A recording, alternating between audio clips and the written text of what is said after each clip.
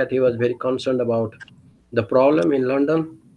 There's some problem in temple. One devotee has some problem. Huh? You heard about it? No, he was being very disrespectful to Maharaj last Sunday, I think, right? At the end. Yeah, that Damodar Krishna Prabhu. He has some problem. A very nice devotee with Dayanidhi. He was always going for Sankirtan. I'm not sure what happened. Oh, Damodar. And, I don't know. You know Damodar. Yeah. He is no longer in the temple, and police took him, and he was in the hotel or something like that. Oh no, I don't know. Yes, Anything. yeah, some very ugly thing has happened, I think, and Maharaj was very concerned actually. Oh dear, I didn't. No, I don't know. I don't know. Maybe Uma Didi knows, huh? She's Maybe staying close to the she's temple. outside, yeah. Yes, Maharaja. Yes, Maharaja. I know. So she told me just don't tell anyone. That's all. Okay. So he's a very nice devotee. Every day he used to cook, and now also I think he was cooking every day night. He used to prepare bhoga, and he used to prepare like Mexican, Jamaican style, with so much, this sesame seed and all those things he used to put. And a very nice devotee, always going Sankirtan, happy devotee. I'm not sure what happened.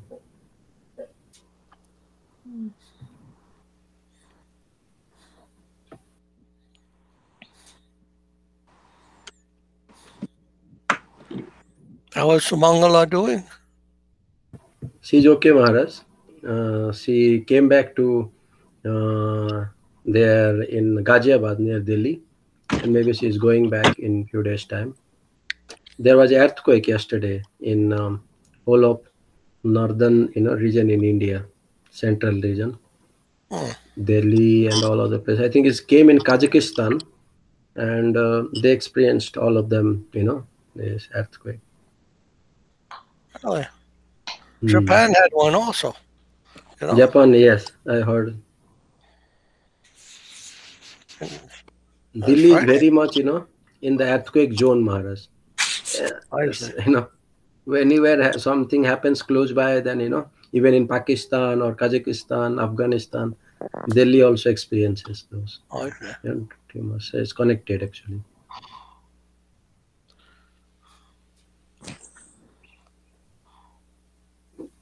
It was like very scary for people. They all started running from the building because the fan started to shake very with high speed. Actually, they all came out, but fortunately nothing happened. But they were not going inside. The news was showing they were all afraid, stayed outside for some time.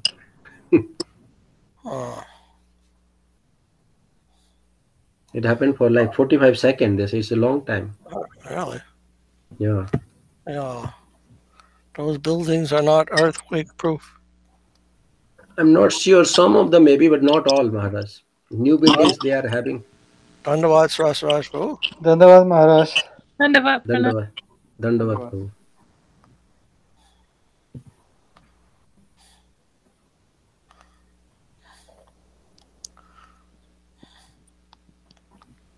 Have you heard from Kushum? Yes. She told me that she's going for an MRI, and then she will go to another group of doctors, another hospital. I was talking to her that probably she should switch to another place because she's not getting better. And say probably they have to review what the other people are doing and maybe different treatment because she's still feeling dizzy and vomiting, and he say feeling worse than this after the surgery. So probably we'll see it this week. Maybe like Wednesday. She asked me to buy something for her, and I don't know if she wanted to go with her to one of the doctors. So try to see how is that. One of her sisters. No, I actually will go with her. Probably Wednesday. Depends on the weather too. No, I don't know. She wants to stay with one of her sisters? No. The sister is sometimes they go to her house and stay with her. Oh. So they had like two sisters, something. Right. She should come on medical, cause to Puri, and I think she will get well. She, getting some treatment from Dr. Das, I think. She was feeling very well when she had the treatment there. I hope she will be that physiotherapy will be much better in Puri than there.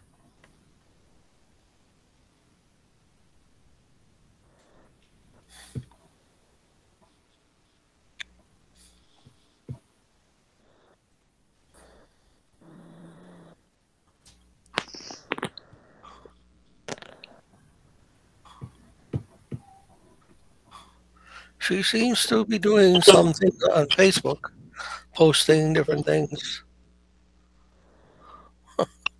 I don't know how she's doing that. She's feeling dizzy and all these things. I see she is active on Facebook. Sometimes Well, she she's, likes and shares. yeah, she always seems to be active, but at the same time, she's not feeling well.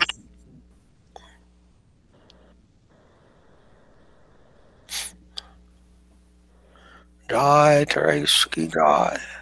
Uh, Hare Krishna. Hare Krishna. Dandavad. So good to see Dandavad. Hare everyone. Krishna. no,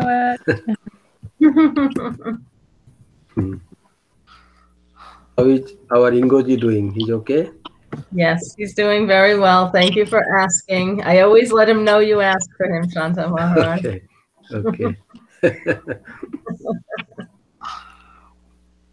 Did he also seen today the preparation of chana dal and coconut chutney? Say that one more time. I'm sorry. There was a show on how to prepare coconut in a chutney and chana dal, the dishes for Oh, offering bhoga. Yeah, where is that on Facebook? and Facebook, or I think I don't know whether YouTube or Zoom or something. They did it. Krishna No, Kesava Prabhu prepared from that. I'll have to look at that. You didn't tell her? Oh. I should have. Every Saturday, 9 a.m. for us here on the East Coast, Kanu Priya Didi, who's here with us, and some other devotees put together a conscious cooking class, how to prepare some prasadam dish. Oh, nice. And so today, I was able to participate by the grace of Guru. And we made chana, like chickpea dal, so almost like a soup, chickpea soup almost. Okay. And then coconut chutney, like a coconut dipping sauce or That with sounds yogurt. nice. I can share a picture. Video, no? They have Show video. them. Anupriya? Maharaj? You have the recording video, right? Yes, we've got the recording video, and we're going to edit it first before we post it, Okay. Okay. and then we'll post it on YouTube and also on the Facebook page. And Okay. the recipe will be a recipe card on there as well, also with pictures. Nice. Okay. Nice. Yeah. Yeah, I have a commitment on Saturday mornings, but I would love to watch the playback. Yeah. So the Facebook page is I'll have to send it. I'll send the link to Krishna Keshava, and he can maybe forward it to you. I think he's on it, maybe. Okay. Because the last week's talk, Shanta Maharaj led a nice talk on prasadam and what prasadam means and all these things. It was lovely. Nice.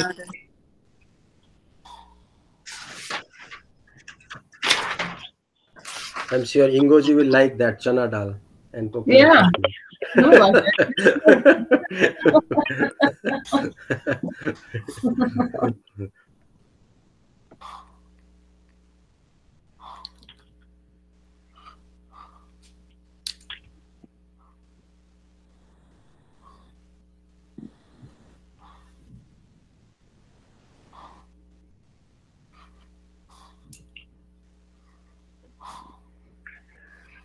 The computer's just a little sluggish. I'm trying to share the picture.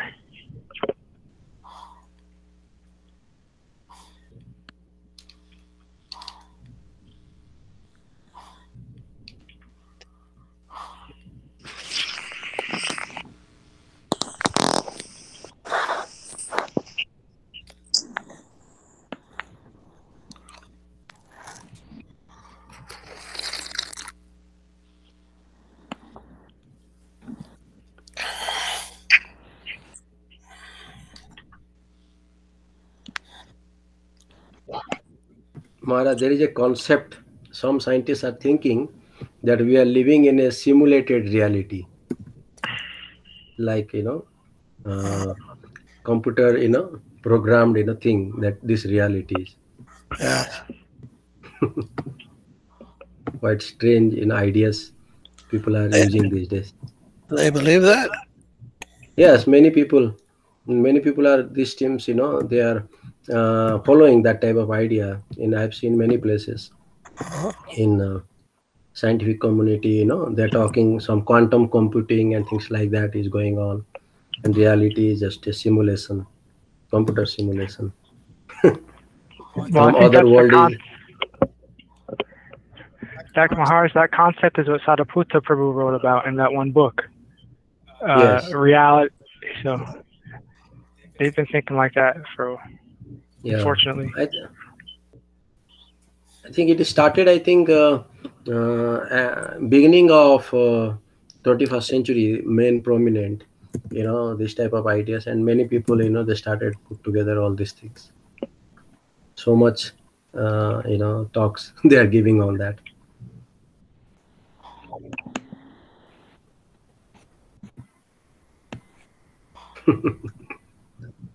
Very nice. Very nice. But you don't have any things to take that with, like rice or dosa or anything. Only I didn't show dal that. Maharaj, you can't see that until you come back here.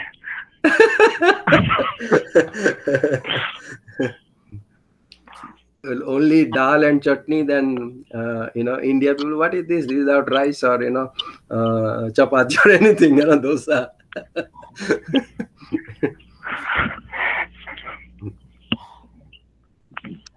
Next time.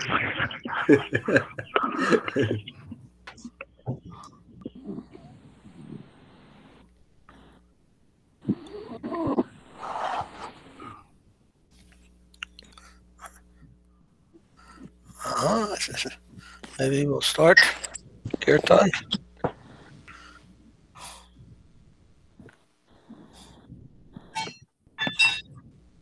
Rasaraj Prabhu? Yes, Maharaj. May I request you to lead kirtan? Okay. Sure.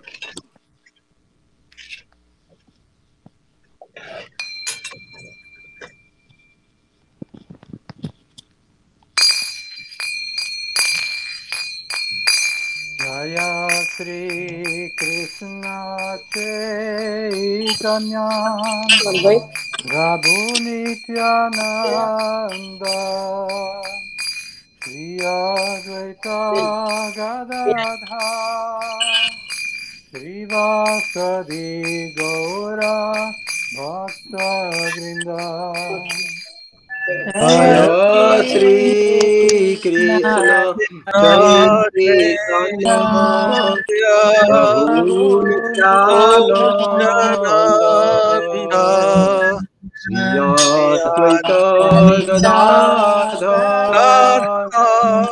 Shivasati Gaura Bhakta Vrinda.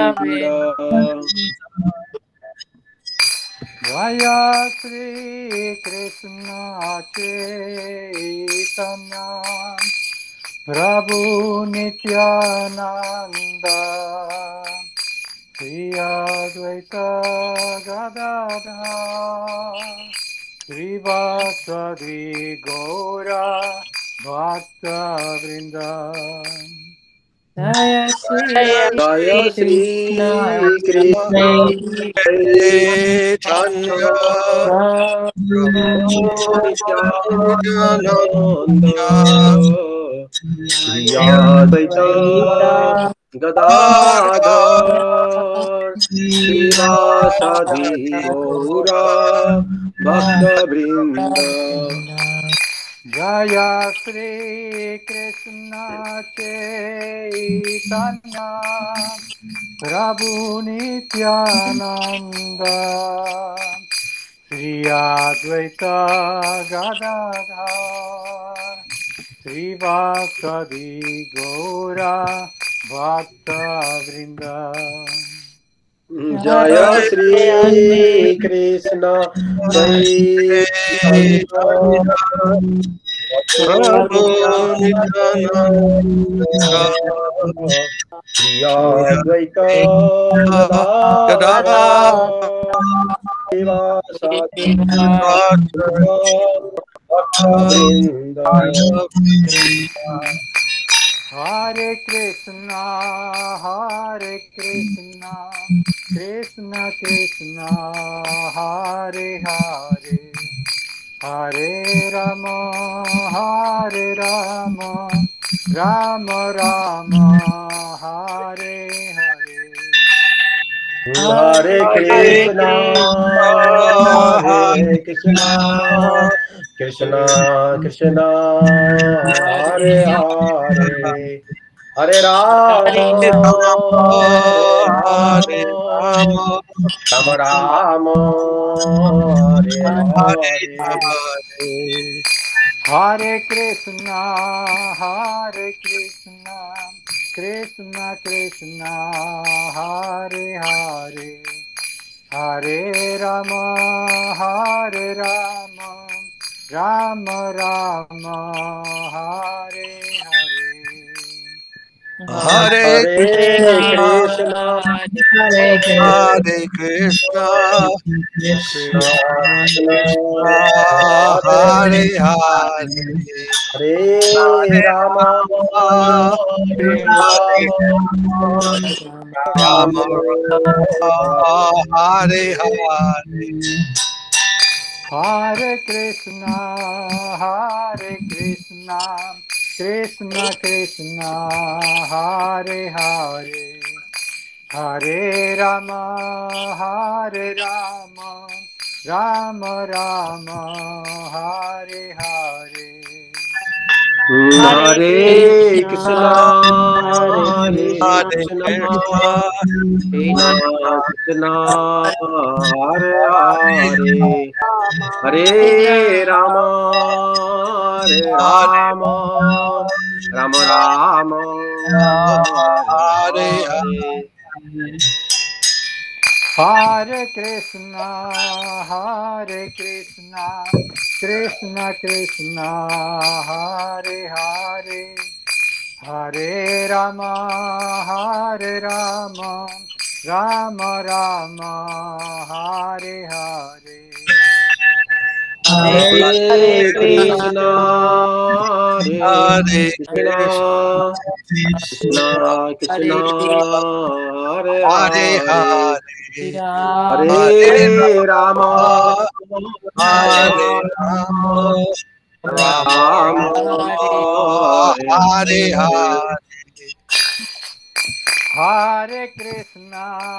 Hare Krishna, Krishna Krishna, Hare Hare, Hare Rama, Rama Rama, Hare Hare.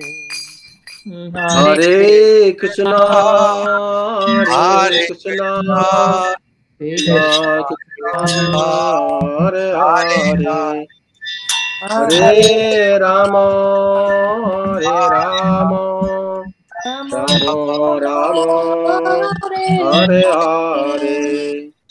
Hare Krishna, Krishna Krishna, Hare Hare, Hare Rama, Rama Rama, Hare Hare. Hare Krishna, Krishna, Hare Hare Krishna, Krishna, Krishna, Hare Hare Rama, Hare Hare Rama, Hare Hare Rama, Rama, Hare Hare Hare. Hare Krishna, Krishna Krishna, Hare Hare, Hare Rama, Rama Rama, Hare Hare. Hare Krishna, Hare Krishna, Krishna Krishna, Hare Hare, Hare Rama, Hare Rama, Rama Rama, Hare Hare Hare. Hare. Nitai Gaura Hari Bol, Hari Bol, Hari Bol, Hari Bol. Nitai Gaur Hari Bol Hari Bol, Hari Bol, Hari Bol. Nitai Gaura Hari Bol, Hari Bol, Hari Bol, Hari Bol. Nitai Gaur Hari Bol, Hari Bol, Hari Bol. Hari Bol. Jaya Jaya Gurudev, Gurudev, Gurudev, Jaya Jaya Gurudev. Jaya Jaya Gurudev, Gurudev, Gurudev, Gurudev. Jaya Jaya Gurudev, Gurudev, Gurudev, Jaya Jaya Gurudev.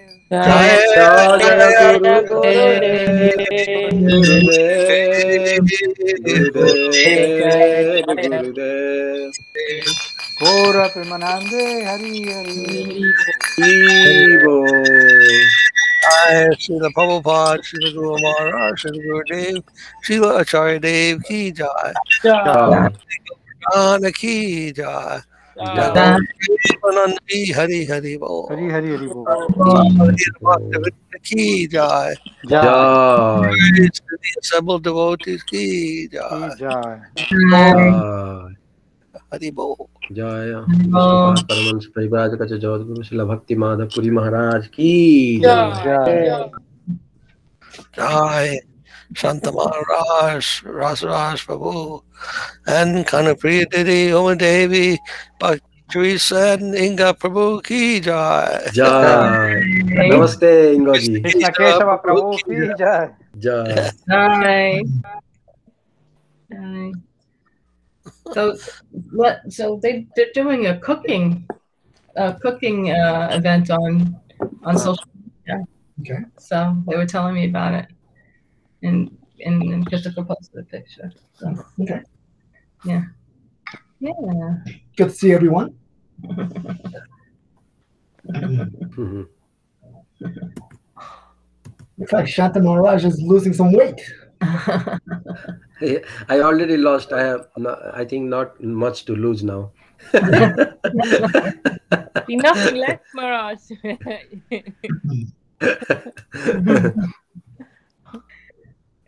How are you feeling? You feeling okay? Yes, I'm feeling okay. Good. Yeah. It's nice to see you each week on here, since we can't be in person, We are right? very happy to see all devotees. Yeah. How is your garden? Oh, it's all covered with snow right now. Snow. Just me in about 2 months. Okay.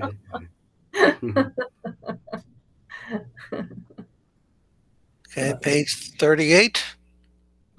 Vandanam.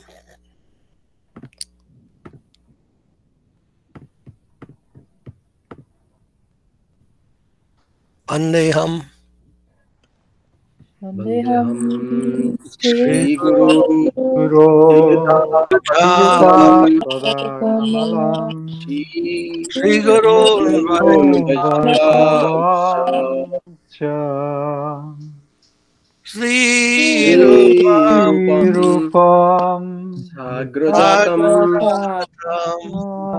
Sahagana Raghunatham Raghunatham Tam Tam Sajivam Sadvaitam Vaitam Avatam Savadutam Varijana Sai Jana Sahitam Chaitanya Chaitanya Devam Devam Sri Radha Krishna Krishna Bhagavan Padam Sahagana Sagana Raghunatham Lalita Vitam Kanvitam Sha Om Om Jnana Timirandam Mirandasya Dhananjana Salakaya Shanangena Salakaya Chakshur Yorinmilitam Jaina Militam Jena Tasmai Tasmai Shri Gurave Gurave Namaha Namaha Puja Shri Guru Jasi Varga Guru Varga Vandita Mahabhavanaita Sada Bhavamritaya Sada Purvapaya Parampara Paparya Prachalita Parampara Pracharita Shalita Pragya Jaya Pramuta Kite Pramuktakite Bhakti Nirmala Nirjar Hasya Tasya Saniharasya Tam Samrakshakam Rakshakam Sadaram Rakatam Sadaram Vande Sri Gurudeva Sri Nath Shira Gurudeva Natha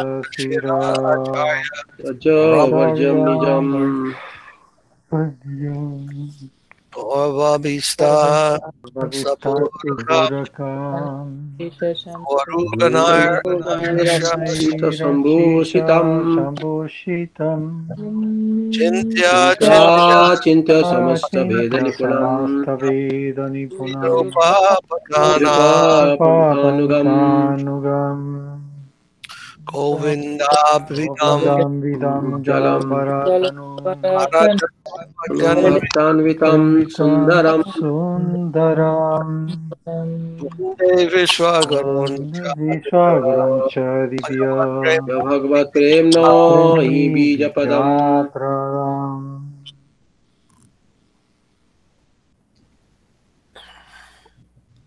Devam Tvam Vandivya Tanum Sunchandanam Suchandabadanam Alarka Alarkochelanchitam Kachilanchitam Bhaktapuram Anandapuram Sadekavaradam Sadekavaranam Vairagi Vairagyavidam Vidya Buddhim Shri Siddhanta Nidhim Nidhim Siddhantanidhim Subhakti Bhakti Lasitam Lasitam Sarasvatanam Anambaram Vande Tam Subhadam Tam Sumadhamadeka Saranam Shishwaram Yatishwaram Sridharam Sridharam Shri Siddhanta Siddhanta Saraswati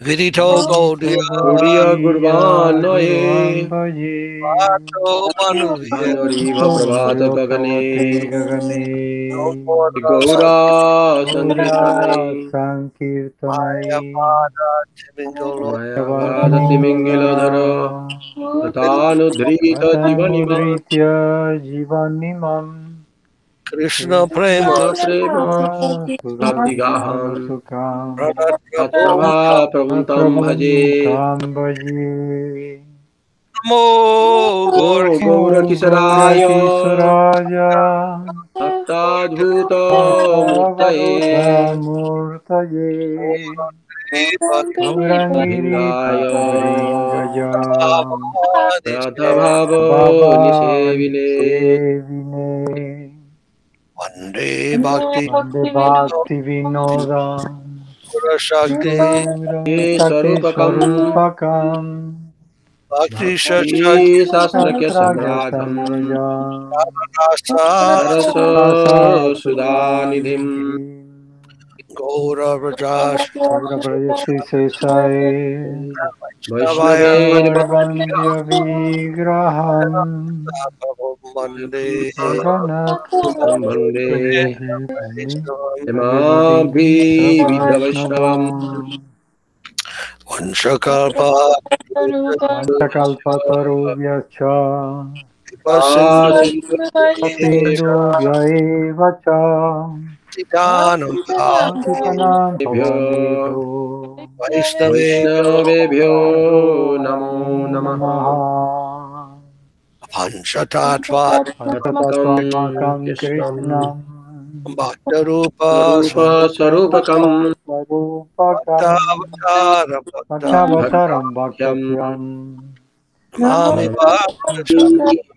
Shaktikam Namo Namo Mahavadaya Mahabhudanjaya Jayate Srimad Krishnaya Jaya Krishna Krishna Hare Chaitanya Krishna Namine Chaitanya Gaurotise Gaurotise Gaurotise Namaha Namah Jayatam Jaitam Surato Pango Mamamanda Namanda Gatir Gati Vatsarvasvapada Sarvasa Padambujo Madana Radha Radha Madanamo Namohano Divyadrinaranyakapa Vrindaranya Garpadrumada Srimad Ratnagara Ratnakara Nara Singhatanasto Simhasanastau Sri Gandharva Gandharva Shila Gandharva Govinda Sila Devo Govinda Talevi Devo Sevyaman Talibi Sevyamano Tadvi Smarami Sri Sevyamosmarami Maharasa Samam Radharam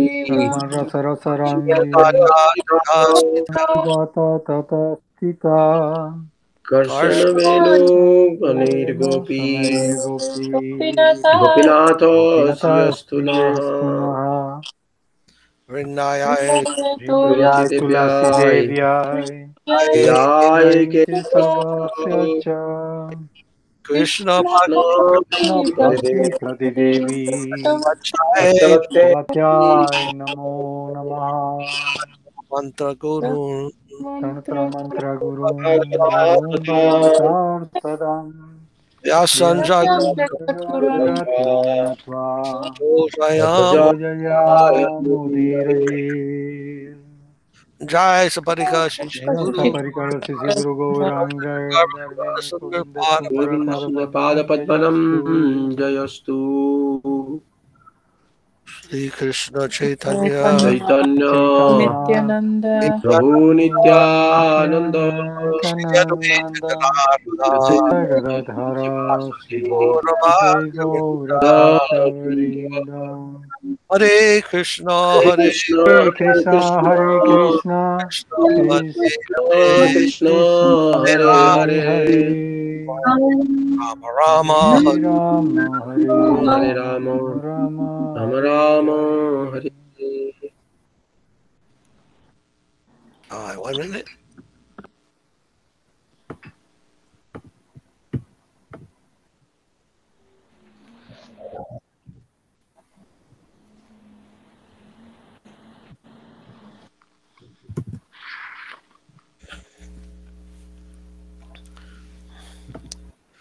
Jai Srila Prabhupada, Srila Guru Maharaj, Srila Gurudev, Srila Charyadev ki Jai. Jai Ki Jai Bhagwan ki Jai, Gau Premanandi.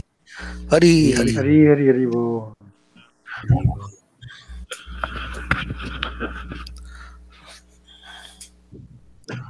Okay.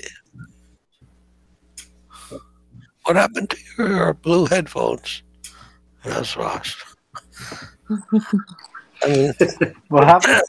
what happened to your blue headphones? I was I have another never. one. I didn't I find never. this one the other time. Oh, I see. Okay. No, they were very unique. I'd seen those kind before. So, all right. Then, Kanupriya Devi, would you like what bhajan would you like to sing? what would you like, Mirage? Okay. Yasamati. Then the what one? Page 16. Page 16.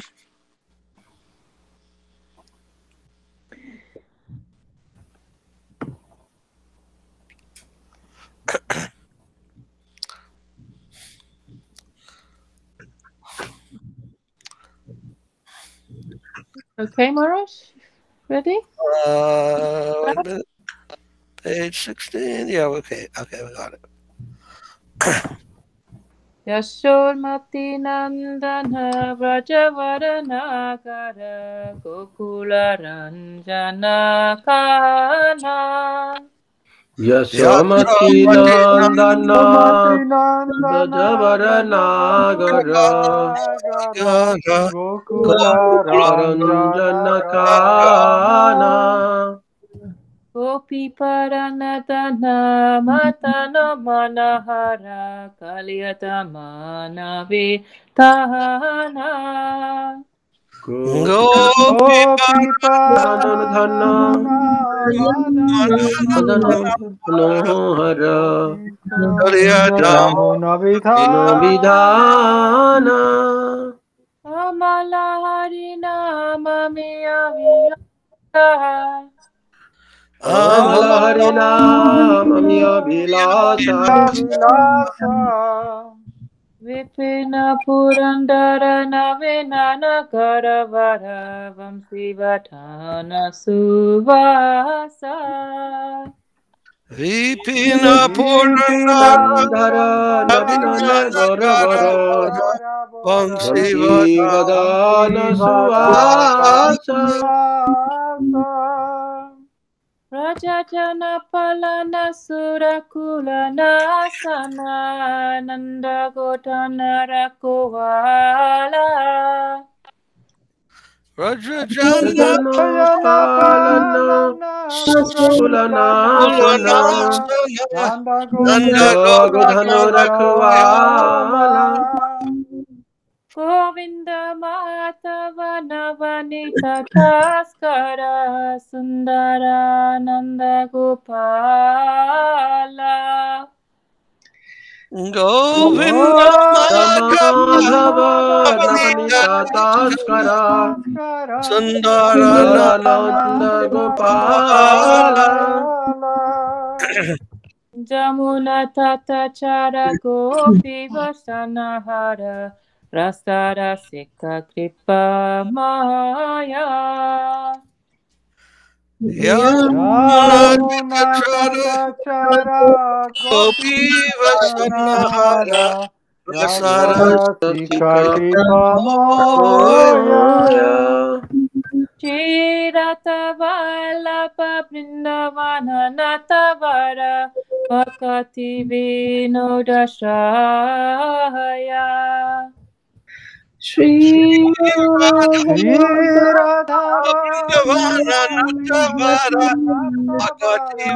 Vinoda Asraya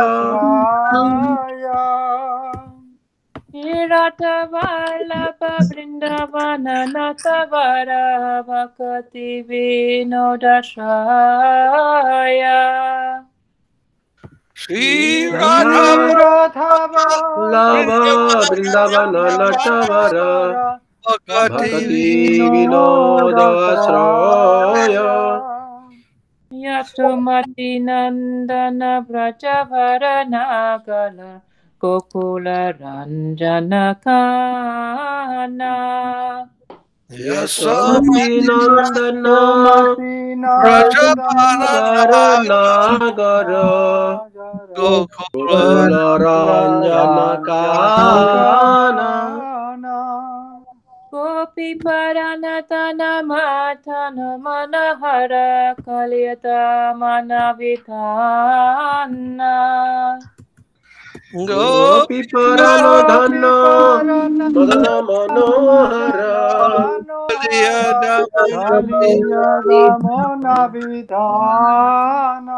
No. Jai Shri Bhakti Vinod Thakur ki jai. Jai. And Shantamars, what would you like to chant or sing? You want Maharaj anything or shall I choose? I like you to choose. Okay, Maharaj. Then Maharaj, Gurudev Kripa Bindu Diya, Maharaj. We can see. Okay. I don't know. What page? Let me check, Maharaj. 29. 29, huh? Yes. Thank you, Prabhu. 29.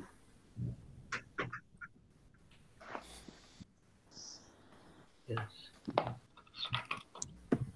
Shall I start, Maharaj? Yes, please. Okay, Maharaj. Gurudev Kripa Bindu Diya Karo ei dase Dinapekha Ti Dina. Guru Gurudev Kripa Bindu Bindu Diya Koro Koro Eidase Tinapeksha Tidina Sakala Sahane Baladiya Karo Niyamane Sprihahina. Sakala Sakale Sahane Bolodiya Saladiya Koro Koro Nijamane Srihahina সকলে সম্মান করিতে সকতি দেহনাথ যথাযথ Sakale Samana Korite Sakati Dehunat Yata Yata তবে তো গাইব হরিনাম সুখে অপরাধ হবে হত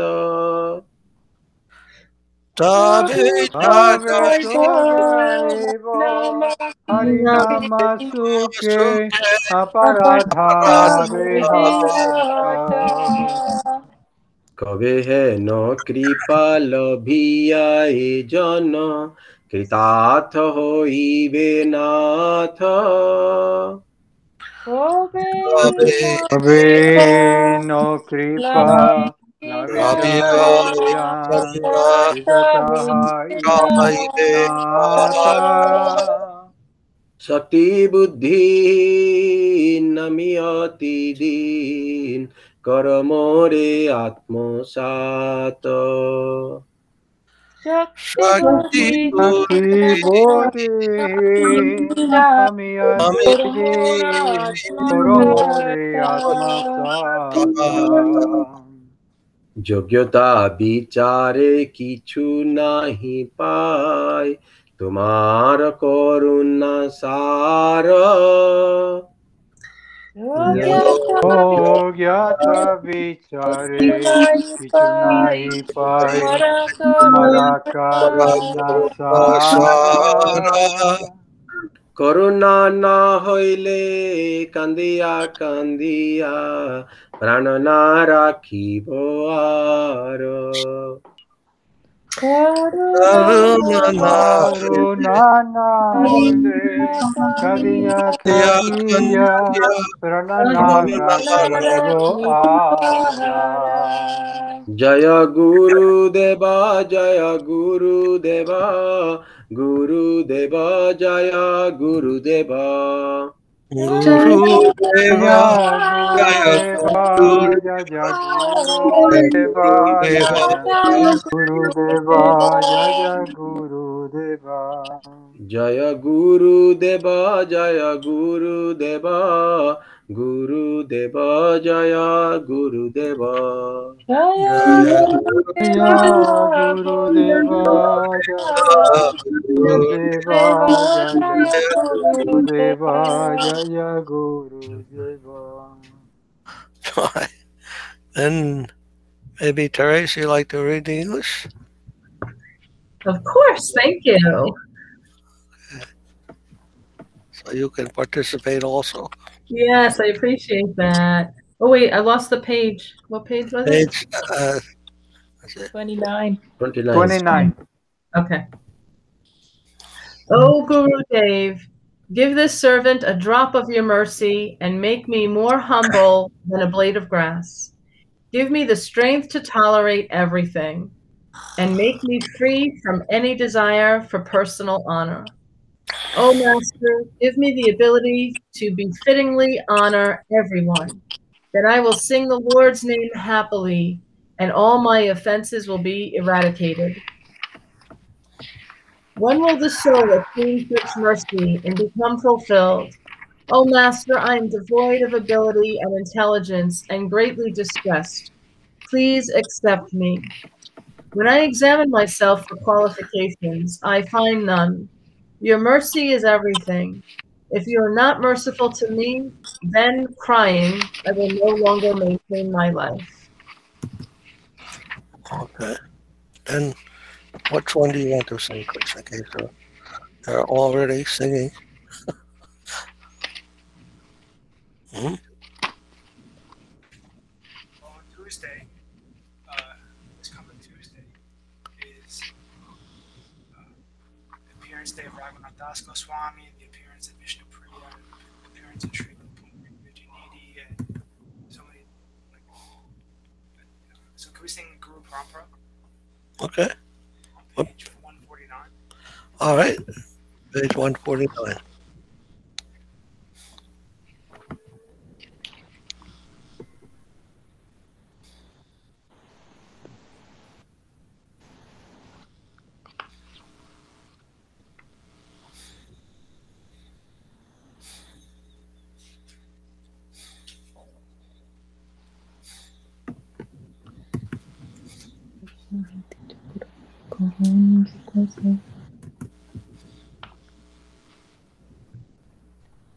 Do you have your microphone on?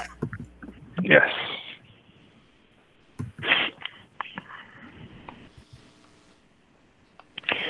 Krishna hoite chaturmukha hana Krishna sevan mukha Brahma hoite nara dera mati. Krishna hoite chaturmukha han Krishna sevan mukha Brahma hoite naradera Brahma hoite mati. navera mati. Narada hoite vyasa madhva kahe vyasa dasa Purna pragya padmana bhata gati. Narada hoite vyas madhva kahe होते vyas व्यास das Madhav कहे na व्यास pragya दास padmana bhagati. नागाति.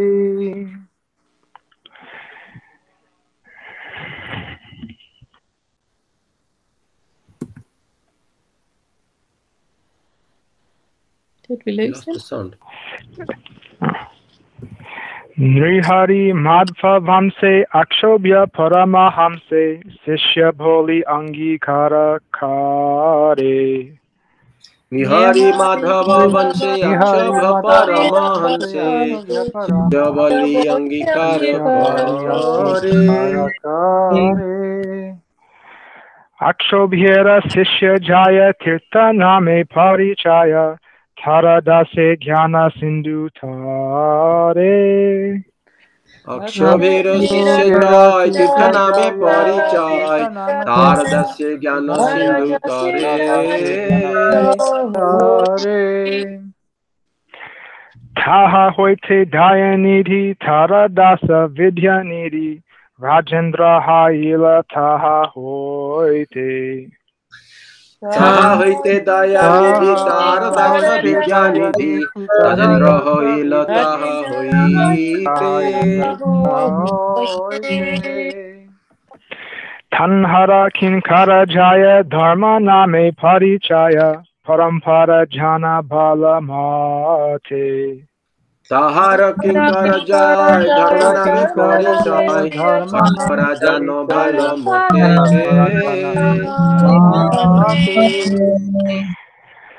Jaya dharma dasi khyati Sri Purusho tamayati Tahate brahmanya tirta suri.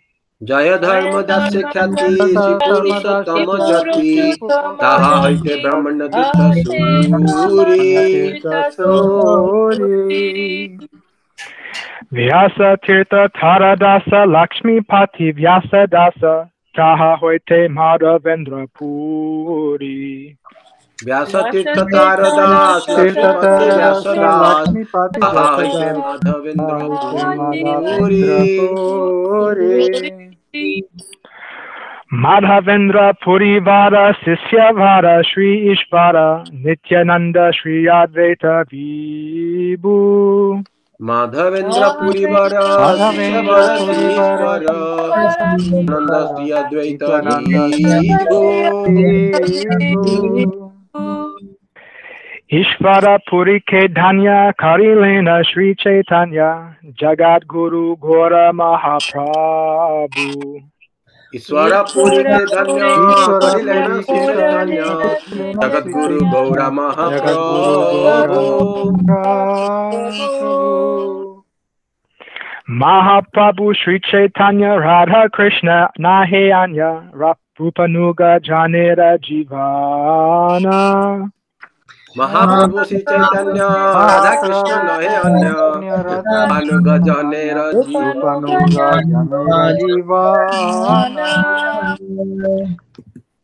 Vishvambhara Priyankara Sri Swarupa Damodhara Sri Goswami Rupa Sanatana Vishvambhara Priyankara Siswarupa Damodara Goswami Rupa Sanatana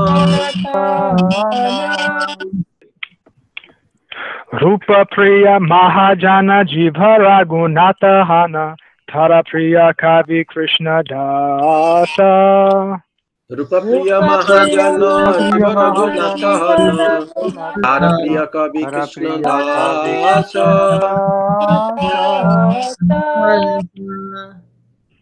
Krishna Dasa Priya Vara Narotama Seva Para Yanhara Para Vishvanatha Asa Krishna Dasa Priya Vara Narottama Seva Para Harapada Vishwanatha Asa Vishvanatha Bhakta Sata Baladeva Jagannatha Thara Priya Shri Bhakti Vinod Vishwanatha Bhakta Sat Baladeva Jagannatha Harapriya Sri Bhakti Vinoda Mahabhagavata Vara Shri Gora Kishora Vara Hari Bhanjana Te Yara Mora Mahabhagavata Vara Sri Gaura Kishora Vara Bhajane Te Jara Moda Dharanuga Mahajana Shri Krishna Kirtana Dana Yeva Dila Puri Jagakama Tadanuga Mahajan Krishna Kirtana Dana Devadila Puri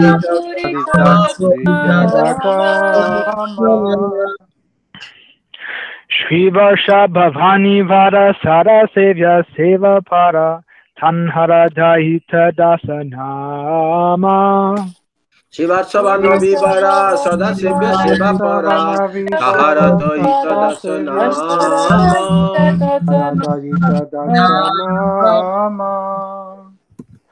Tadhabhina Deha Divya Sarupa Raghu Jivya Sara Sevyara Pada Padma Tadavinna Deha Divya Sarupa Raghu Divya Tasivya Jara Pada Padma Sushidhanta Murti Dhara Sri Sridhara Guru Vara Rupanuga Sadhu Shreya Sadma Susidhanta Murtidhara Sridhara Guru Vara Anuga Sadhu Shreya Sadma Thara Priya Manobishta Stapane Sadasa Chesta Bhakti Sundara Shri Govinda Nama Dhar Priya Mano Vishta Stapane Sadasa Chista Bhakti Sundar Shri Govinda Nama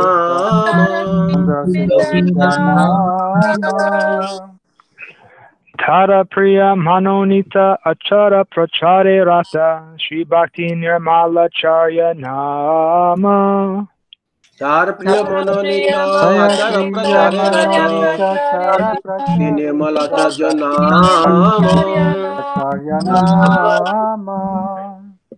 Ei Parampara Dana Sabe Gora Nija Jana Thandira Uchiste Mora Kama हे परम्परा धन सबे गौर निज जन तेरा उतिष्ठे मोर कामना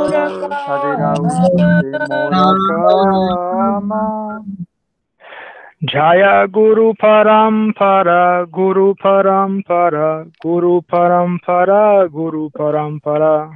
Jaya Guru Parampara, Guru Parampara, Guru Parampara, Guru Parampara, Guru Parampara. Jai Sri Rupanuga Guru Varga Ki Jai. Jai. Jai Sripad Bhakti Madhava Puri Maharaj Ki Jai. Jai. Jai Bhakti Vrinda Ki Jai. Jai. Nitai Gora Hari. Okay. Nitai Gora Haribol. Haribol. All right. You got everybody in there? Check.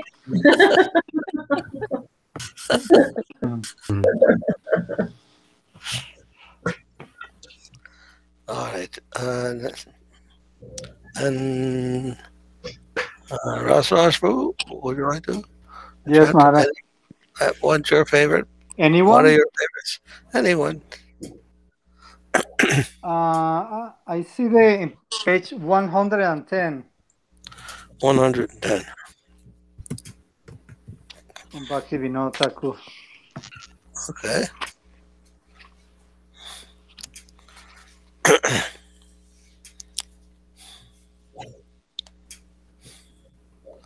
$110. Sarvasva Tomar. Tomar, yes. Okay. Yes, ma'am.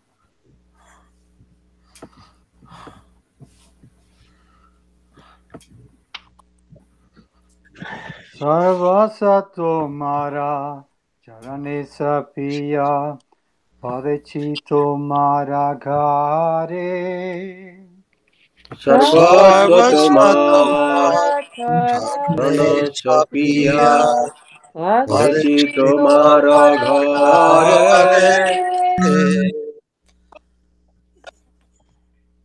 Tumi Tata Kura Tomara Kukura Baliya Jana Amore Tumi Tata Kura Tomara Kukura Baliya Jana Amore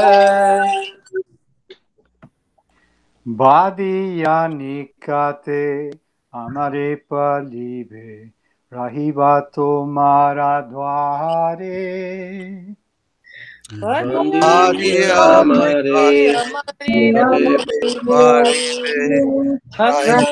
Tomara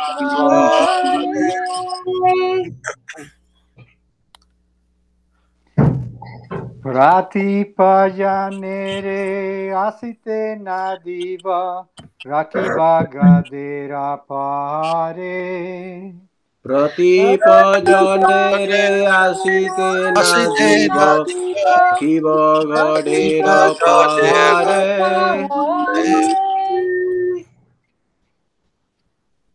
Tava Nijajana Prasada Seviya Uchista Rakive Jaha Savani jajan prasada seviya Taraki bejaha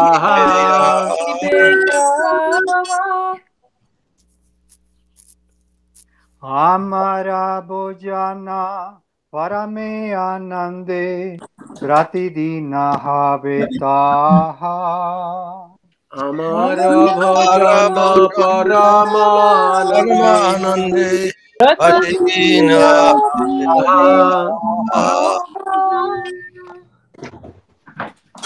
Vasiya Suya Tomara Charana Chintivasa Tatami Vasiya suya tomara charana Diva satatavami Nachite Nikate Jaiva Jakanadha Kivetumi নাচিতে নাচিতে নিকটে যাইব যখন ডাকিবে তুমি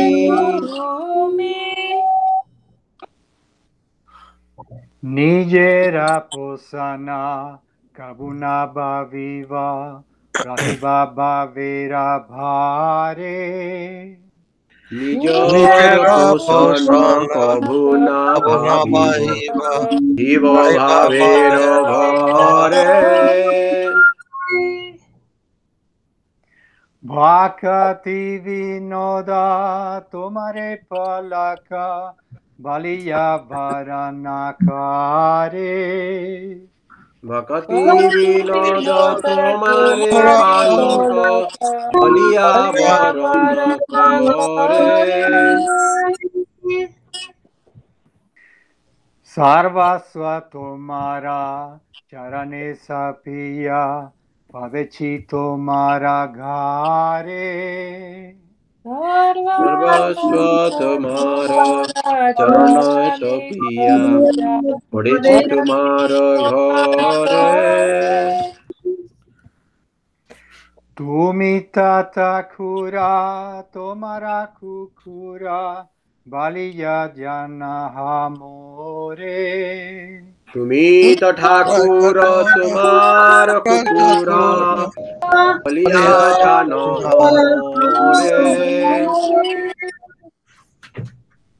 শিলা ভক্তি বিনোদ ঠাকুর কি জয় জয় All right.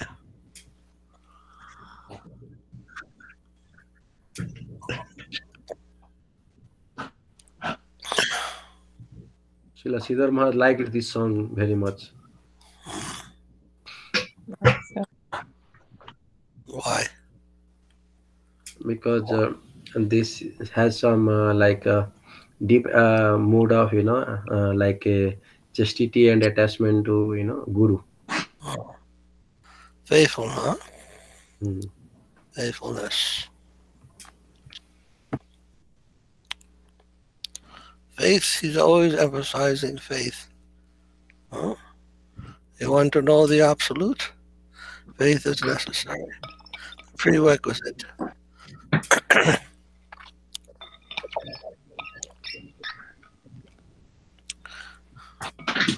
Attachment.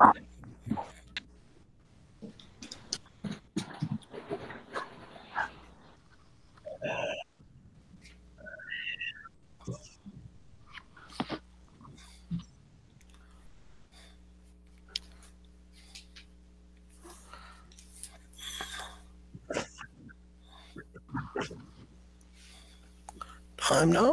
2:15. Okay. Prapanna Jivanamrita. There we go.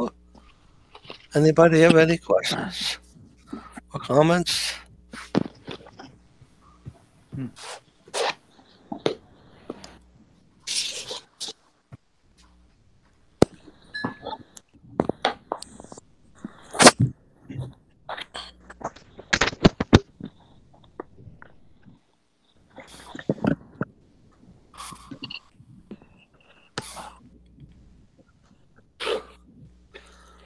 Uma Devi, are you there?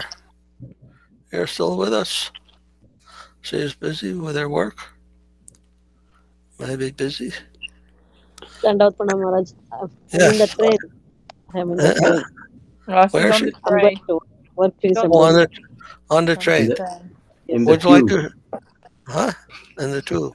Would you like to sing something for everybody?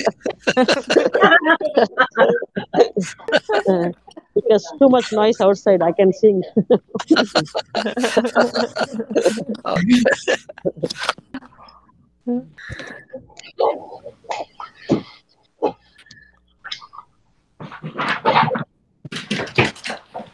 All right. Then let's see. Does anyone know where we are? Page 65 or 65. and the verse 16. Okay.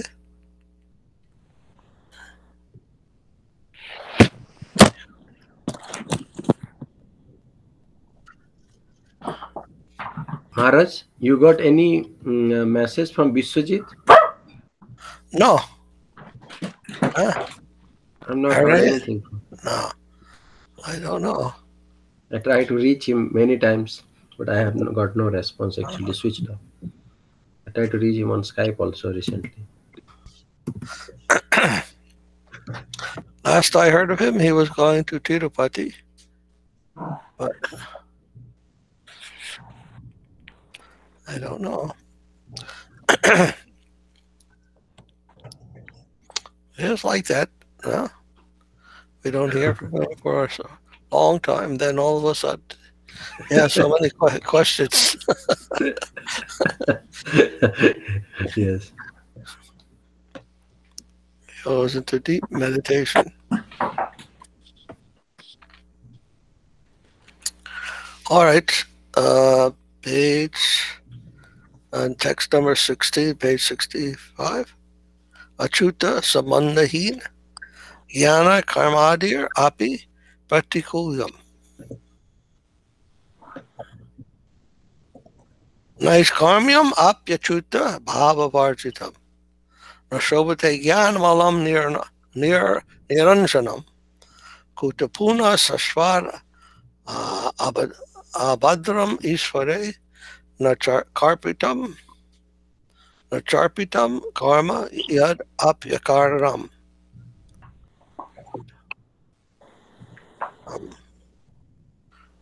Charpitam, huh? Nacharpitam karma yad apyakaram. This is from Sridhara. The adversity of pursuits based on knowledge or gyan and action karma, devoid of any relationship with the Supreme Lord Hari. Oh, you like that one, huh?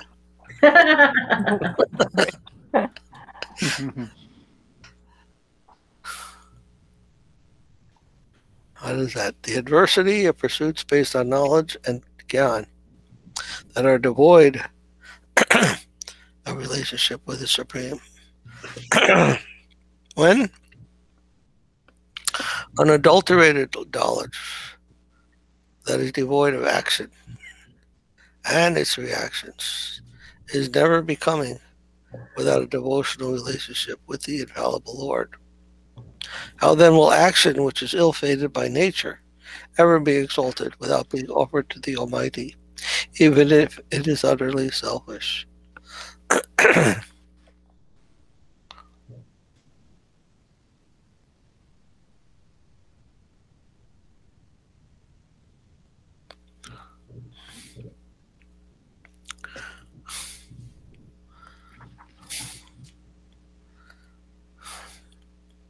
So even pure knowledge is not concerned with any type of action, does not looking for any result in this world. Even that type of pure knowledge, unadulterated knowledge, pure thought, or whatever you want to call it, without devotional relationship with the infallible Lord, is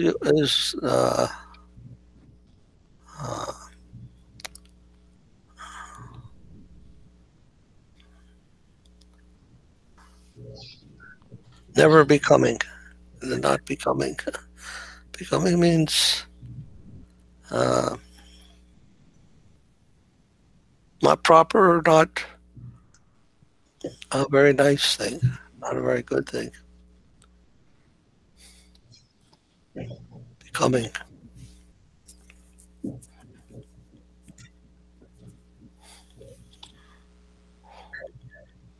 What does that mean? Do you know, Kanupriya? When people say that is not becoming. Yes, meaning not favourable, I guess, not becoming. So not favourable, not not appropriate, not like. Why do they use that term, becoming?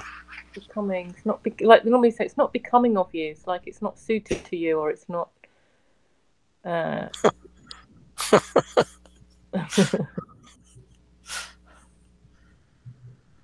yeah, it's not progressive, I guess, in a way. What does Google say, Therese? What does Google say? Yeah, let's ask Google. Okay. There's going to be a bunch of different, like not becoming, not attractive. Let's see. Oh, Becoming is the name of Michelle Obama's book. Really? That's the first thing that popped up. It's the memoir of Michelle Obama's. That's the name of her book. So let me look up definition. Let me see definition. I'm just wondering if it has a couple of different sort of connotations in a way, because you can sort of say it in a negative and a positive form, I think. Yeah. Like if something's not becoming of you, you can say, look, it's not, you know, what you're doing is not, you're not going to be like saying sort of arriving somewhere, it's not progressive, or something's becoming is, or if you're, or you could say it in a positive, well, that's very becoming, then it's almost like saying something's good, something's a good thing. Yeah. So in the dictionary, as an adjective, becoming means flattering in appearance. As a noun, it's philosophical, the process of coming to be something or of passing into a state. It has something like, vague, position, Maharaj? No, it's becoming, when it's usually used, is like just what Therese read just now, is coming as going into a change of state. It is becoming hot when they're cooking the water on the stove. Then the cold water becomes hot. Or something like that. Becoming is used in that term, in that way. But when you say that someone is not becoming or something is not becoming, because that's a little bit strange use of the word, it seems, to the ordinary sense of the term. So I'm just wondering how exactly that word is being how to be understood in this context. Why do they use that word? Yeah. I mean, isn't it fair to say that this translation is like, specifically this one verse is like a little, it's like not so clear. Well, it's okay. I mean, it's clear. We know what it means, basically, that becoming means somehow appropriate, I would say, appropriate. But why does the word mean appropriate? Becoming mean appropriate? That's what I'm trying to understand. Get some insight into. Why is the word? Why do we use it in English? To becoming, or to express something about appropriateness. Is it, Maharaj, is it like Therese said about transitioning? Huh? Is it like Therese was talking about transitioning to something? Transitioning. I don't know. Doesn't seem like that. And pure knowledge that's devoid of action. Maybe not becoming without devotional relationship. Maybe not. It doesn't help you to progress to a more devotional mood. Huh? Yeah, because in English terms, if someone says, I would hear it of, oh, it's, if a child is doing something that's maybe the parent doesn't think is like appropriate or progressive, so that's not becoming. It's not becoming of you to behave in that way. It's not. It's sort of a posh way of saying. I know everybody knows what it means when they say it, but how does it relate to that conception? How does becoming imply appropriate? It's not becoming of you. It's not helping you become what you should become. If you act that way, which has a No, it's not becoming of you. It's not helping you become what you should become. Not becoming to know the soul, I guess, or the soul's purpose. Anyhow, I guess if it's saying that if you have pure knowledge, but there's no devotional relationship with the Lord. No, it's clear what it's saying is that it's not knowledge, pure knowledge on its own, for its own sake, is never appropriate or never effective. It'll never lead you to a devotion. What devotional service would do. The result of devotional service, knowledge can be used in relationship to the Lord, then it becomes devotional practice. But you'll never get that. You'll never come to that stage, I guess. Come to that stage by just the exercise of pure knowledge. So yeah. Or seeking for knowledge on its own sake. Right. That's not a devotional thing. Right. That will lead you into what do you want to say? Avoid kind of negative results. Just having the knowledge without using it for the devotion. Yes, that won't be beneficial. Right. Won't give you means nothing. The highest thing. Yes, it means nothing basically. So that, and then also actions, which are just actions, and without relationship to the Lord. They're ways to have energy. One can never become exalted, even if their actions are unselfish. That will also be inappropriate, not becoming of a real devotee. And Maharaj, can I ask, when it says which is ill-fated by nature, does that mean karma, like karma? Is that relating to like, yes, action and reaction without? Yes, it says, how then will action which is ill-fated by nature? Yes, action means you're taking something. If you're not dedicating your life and your actions to Krishna, then you are somehow or other exploiting the environment, exploiting that which is around you, and that will lead to that something that has to be taken from you. You are taking from the environment will come and take from you also. So that is the problem of action, karma and its result. I used to, I think Sridhara used to talk about Newton's law, action and reaction. Whatever action you perform, a reaction will come. So those actions that are not directed toward the satisfaction of Krishna, that will come, and it will be taken from you. Your pleasure, your enjoyment, if it's taken in that way, illegally, you're not using your activities properly, your ability to act. You're not using that properly in the service of Krishna, then that will produce a reaction. And you don't know what that reaction may be. But it will definitely not be good. Whatever enjoyment you have, we can say, without satisfying the Lord, then you'll have to suffer some displeasure. Some pain will have to come in your life. So we don't want to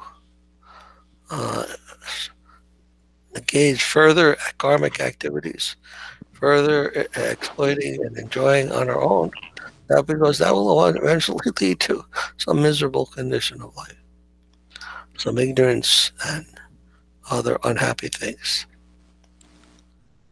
So by always acting in the, when we're eating, we always offer our food first to Krishna.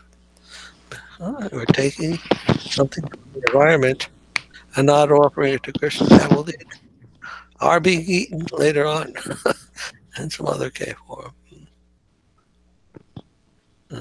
I like that. I heard one time that American Indian used to hunt with the bear or other animals. And they would always tell them, I am eating you this lifetime, but you're going to eat me the next. Dear brother, thank you for giving me your food for this life. But I know I will have to give myself to your for your food. It was very nice, huh? There's some word they have that implied that kind of relationship. Seems to be like Kali Bhaktas, Maharaj. Huh? Is that Kali it? Bhaktas Yes. in India, they promise like that. When they offer Yes. something to Kali, the mantra says that this life I am, killing you. Next life you will kill me. Okay. At least they know what they're doing. Yes. But that's foolish, no? Because they have no other choice. They don't know anything else. They don't know the process for getting out of this killing and being killed is to offer everything to Krishna, to surrender to the Lord, and then He will relieve us. Moksha Shami Masacha. You know that verse? Moksha Shami Masacha. That He says, Sarva Dharmam Puritaja, Mam Ekam Sharanamaja, Aham Tvam Sarva Papebhyo, Moksha Shami Masacha. You surrender to me, come back to me, then I'm Pop. I'll take all your sinful actions. Don't worry. And I'll give you liberation. Masucha, don't worry. Maharaj, Yes. I was reading recently one place. Srila Maharaj is saying this verse, Sarva Dharman Paritejya. If Krishna would have been told this verse to Uddhava, then he would not have gone to fight. Yes. I'm surprised to read that Maharaj. Srila Maharaj explained like that, and he could have been acted in a very different way than how Arjuna acted. Because Arjuna was a Kshatriya, he could not give up fighting. Uddhava was a Brahmana, he wasn't interested in fighting at all.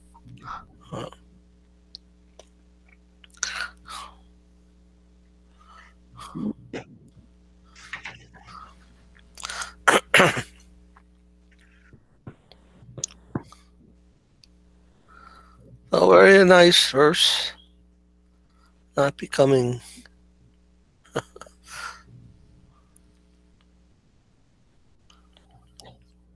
wonder if Michelle Obama knows about that.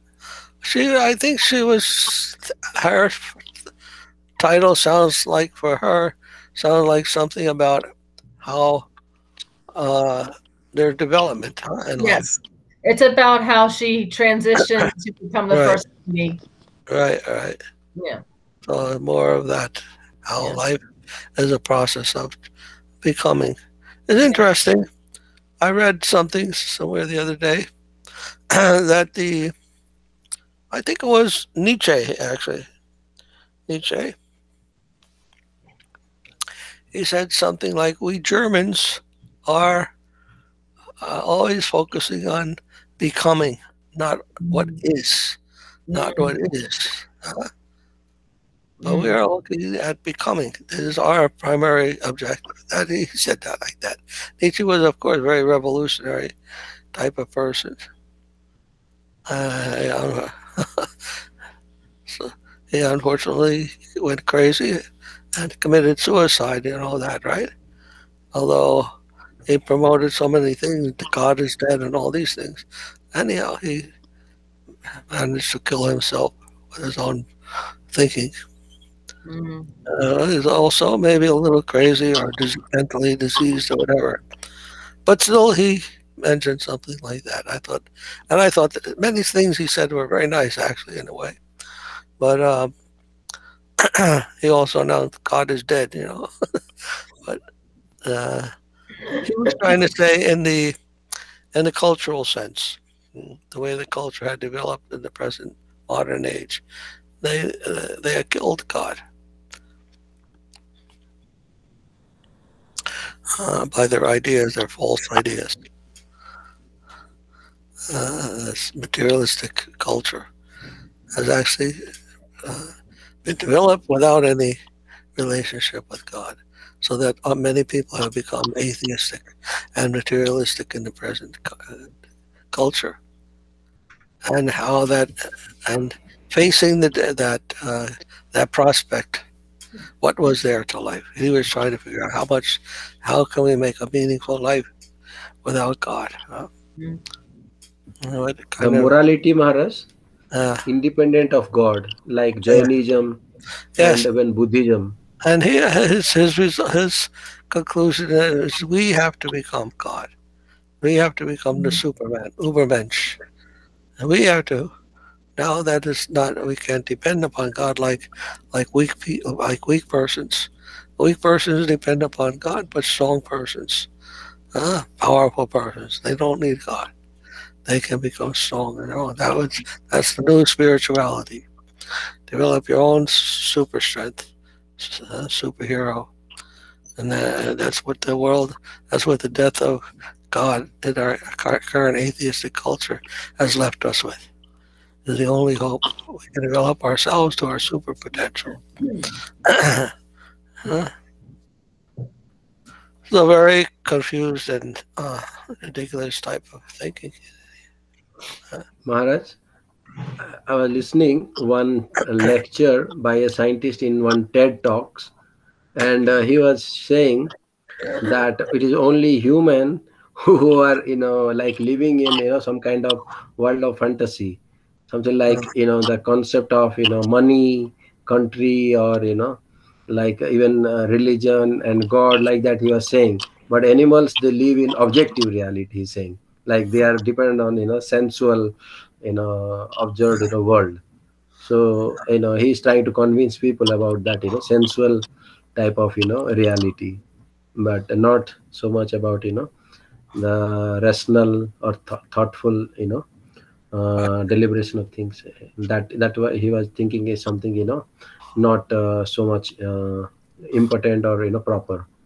Yeah. He was thinking about animals so much, animalistic. Yes, they have no religion in the animal kingdom. Huh? Of course, if you watch Disney Channel, you'll think the animals also have religion and everything else, culture. But that's not reality. Yeah. They don't have those things. It's like that quote from Saraswati Thakur about the mother. Mm-hmm. What is that? The quote? Oh, I can hear you, I think. There's a nice quote from Srila Saraswati Thakur about this. He says, we changed the word to materialist, but Saraswati Thakur said Shaktis. So materialists only see up to the mother, nature, because from her they receive what they need for their material enjoyment. They do not care for the mother's husband. As long as they are averse to Vaishnavism, they will only be able to understand the mother. It will appear to them, according to their material conception, that the energy is the source of everything. We may think that the mother is the fountainhead, but she is really only the custodian of our physical frame, not of our soul. The soul is unborn. It has no mother. The soul's propensity is not to enjoy matter or even to renounce it. There is no give me in the spirit soul's nature. The soul is the associated counterpart of the absolute truth, Vishnu. The soul's only self-interest is to desire happiness for the absolute truth. Pure Vaishnavas always search with heart and soul after what will make the absolute truth happy.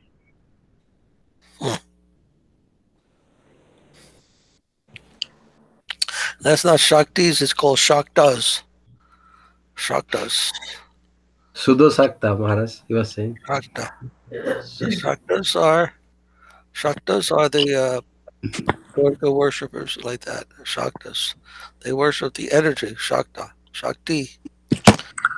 But in the material sense, there's also the divine Shakti, which is Radharani. And the Sakis, which are the girlfriends of Radharani. Maharaj, he used to preach in Bengal, Suddha Sakta. Who was teaching that? Saraswati Thakur. Shudra Because Sakta. Okay, yes. Saktas Yes. are, like the Durga, Kali, these all, Yes. worshippers. Yes, But we are also worshipper of Shakti, but we are the worshipper of pure potency. They're Saktas. Yes. So the energy, if we worship the energy without the source of energy, then it becomes a problem. Well, it means half understanding. A half-baked understanding to worship the energy without understanding the source of energy. Half-baked. Knowledge is not complete. Only worshiping the predominated without the predominator. Or the worship the energy without understanding that there's a dynamo. Electricity is coming to your house. But it has to start with a dynamo somewhere. Somewhere the energy has to be generated. That's coming maybe from the water falling down the cliff, or from the, the windmill, churning, and it produces some energy. Somehow there has to be a dynamo also. You can't just have the energy. So you may think, oh, this electricity is very nice. It can do so many things. We should all give honor to that electricity. Well, without the source of that, you're missing something very important. Missing the whole thing. That's where faith comes in. I mean, a lot of people don't have the faith of what they can't see. Yes. They believe in what's tangible to them. Right. They don't have that vision or that knowledge. Faith, yeah. Right. Right. I think, electricity is here. Then who cares about where it's come, how it was made? Mm. But if you think about it, you were talking about the animal kingdom. The animal kingdom doesn't know about faith. They don't know beyond what they can experience. Of course. Yeah. So a lot of people are like that. But the scientist was giving example that if you keep 1,000 chimpanzees in a park, and they will create chaos. But if you keep 1,000 people, they will all work cooperatively, and they will not go towards chaos. So it is very difficult to bring them all to one kind of understanding to the animals. But humans are very much capable of doing that. He was saying like that. What's the difference? What's the difference between animal and human? They have this developed way of grasping things than animals. Means they can have a rationality, actually, man can say. The animals can create a culture. The government can create religion, literature. They don't think in that way. Right. They don't have that power that human possesses. Complex? Huh? More simple versus complex? I mean, the way they think? They don't have that thinking that just like we can separate an idea or a concept from the thing. Right. An animal can't do that. Right. They can't sit back and say, why is the world so difficult? Why is I suffering? Why is the world going to hell? They can't take a step back from the situation they're in. That's absorption in the sense world. They're absorbed in the sense world, and they can't make that step back. But the rationality and thinking capacity is present only in the human form of life. To think, what is the idea and what is the reality? Like a tree, animals can have an idea of tree. They see only the trees that are around them, but they can't think tree Right. as a universal. They can't think dog as a universal, a species. They only see one another, and they do whatever comes from seeing those things. They eat their food. They may eat some living entity, and they can't feel any compassion. We're taking their life. They're not very strong in that. I've heard that some have some ability to feel like that, to feel for others, but generally they don't have that higher development to be able to separate themselves from the situation and to think about it, try to understand it from that level. So this, yes. Well, I was going to say domestic animals like a dog. There's a definite connection to humans in a different way than a wild animal. Yes. So there's a different level of thinking and feeling and behaving. Yes. In a dog or a cat. But a dog will never be able to understand that there is a what do you want to say? A government, right? Or right. a community that they are part of, a human community they are part of. They understand in the feeling way that they feel at home or whatever. They feel trusted, and they can trust.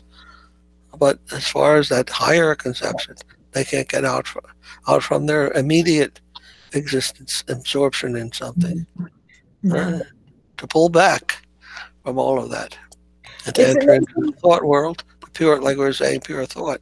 Yeah. That's a different stage of human development. That's only possible for the human being. Just as God, nobody can see God. You can't experience it like you experience so many other things. So why do people have that idea of God? It's something more thoughtful. It requires some thought to understand God. You have to step back from everything else to understand what is that higher thing. Or even, like I said, tree. Tree doesn't, or I gave the example of fruit. Everybody has seen cherries and apples and this and that and the other thing, but who has seen fruit? Does the fruit not exist? Of course it does. But it's not a thing. Right. And there's a difference between the universal and the thought and the thing itself. But humans are capable of making that connection and distinction.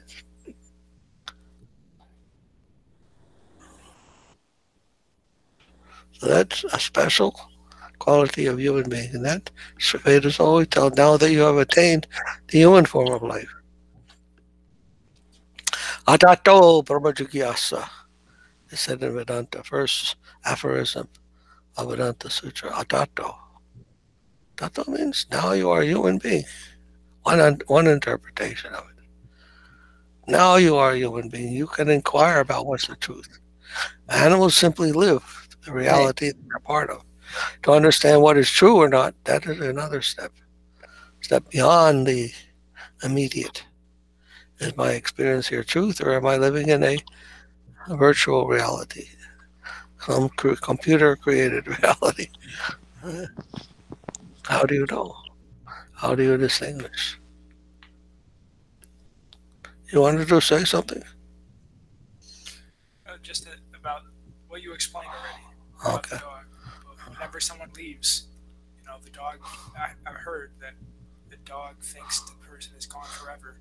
And when they come back, it's like, they explode because they're so happy, but then they leave again, and they don't have the intelligence to understand they'll come back. They think they're gone forever. Yes. That's a rational conclusion. That things retain their existence even when I'm not in their presence. Right. Not to all humans, because Shanta Maharaj just talked to a scientist who said he thinks when he dies, he has no reason to think the whole world will still be there. Okay. That's a very narrow way of thinking. Terrible idea to think the whole world depends upon me.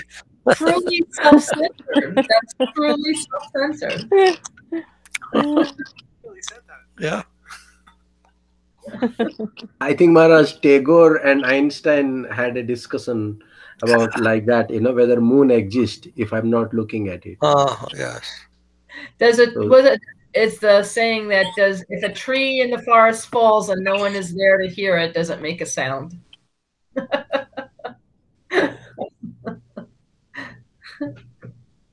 Yes, I know. Well, the birds will hear it. Whoever's there, whatever's there will hear it. We won't. Sound is there. There's an idea in quantum theory that we create the reality by our expectation. There are certain things that if you don't look, they will happen in another way. When you look, they will happen in a different way also. When you put some protons or electrons, whatever, through a double holes, 2 holes. So then if you just put it through those 2 holes, it will show diffraction pattern. It means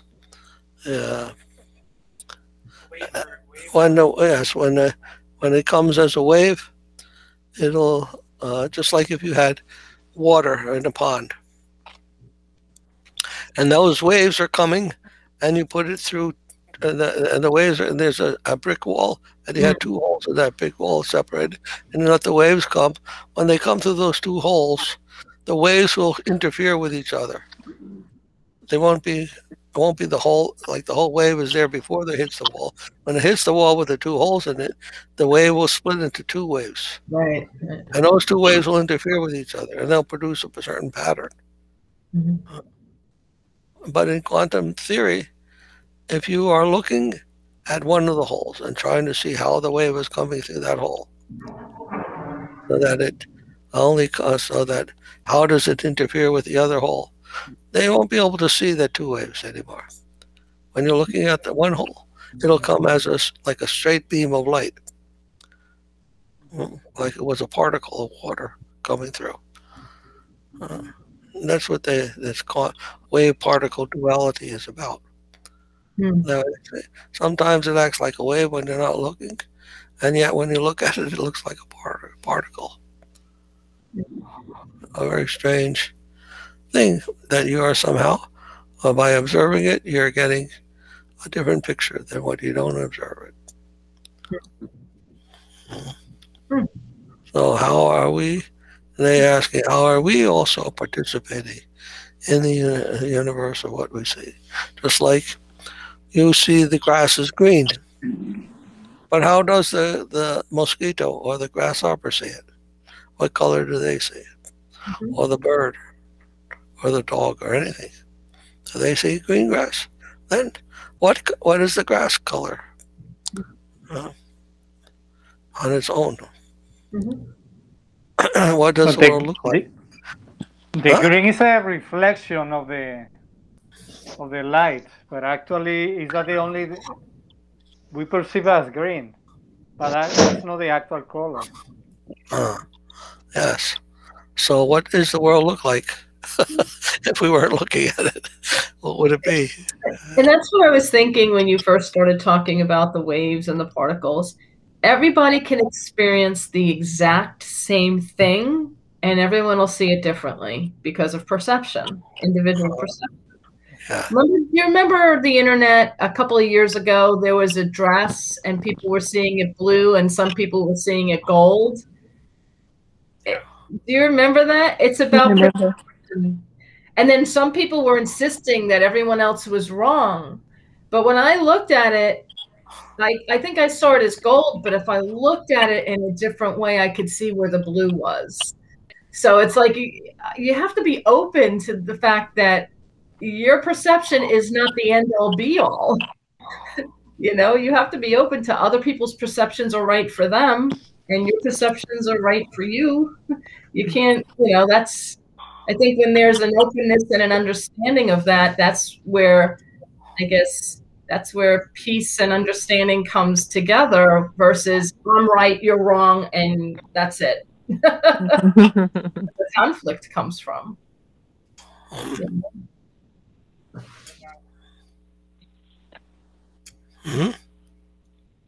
What about if you see it one way and I see it the other way? Then we're both wrong because we can't see what it actually is. No, I never doubt that. I would never say the word wrong. It's just different. You know, I don't have to always agree with something that someone else. If they see it a different way, that's fine. I'm not arguing that thing at all. It's, you know, we're entitled to see things the way that makes us happy and comfortable. I'm not going to insist my way is right, your way is wrong.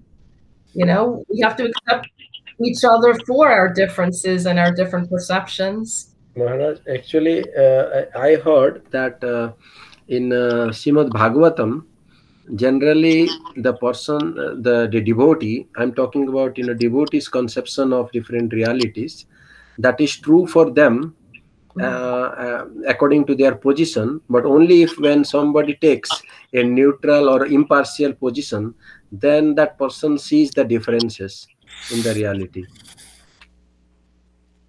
The devotee, you know, whatever he has, you know, that, you know, relationship with Lord, he thinks that is the highest or that is the only reality for him. But if somebody takes a tatastha position, it is told that, you know, like impartial position, then he sees the difference in, you know, dedication or, you know, differences in the reality.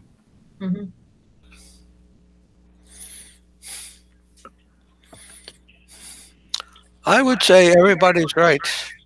Exactly. Exactly. But different. Right. Perfect. In other words, reality is multi-dimensional. Someone may look at a diamond and see a blue color. Some may look at it and see a yellow color. Another person, a red color. Not that they're wrong, but that they're different. Right. And it's all the same diamond. Exactly. But still, there are other considerations also. Just like one party may say, we won the election. Another party say, I won the election. Then, what's going on there? Who is right? Are they both right? So then we have to make an investigation, no? See, what is the situation actually?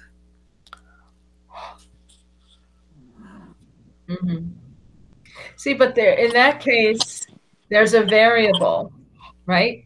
The variable isn't, there are facts. You can count the ballots and see who has more ballots than the other person. The variable is they cheated. So that skews everything. And that's why there's conflict, right? Because we're throwing in that, again, there's no faith. There's no trust, right? I'm right, you're wrong. It's a fraud. So people can cheat, and they're saying something, but actually they're cheating, you see. Then how do you handle that situation? It's a different situation. If everyone is honest, then no problem. But if there's someone cheating you, then there becomes a problem. How do you determine that? How do you establish that? Huh? Right. That cheating can be a perception, not reality.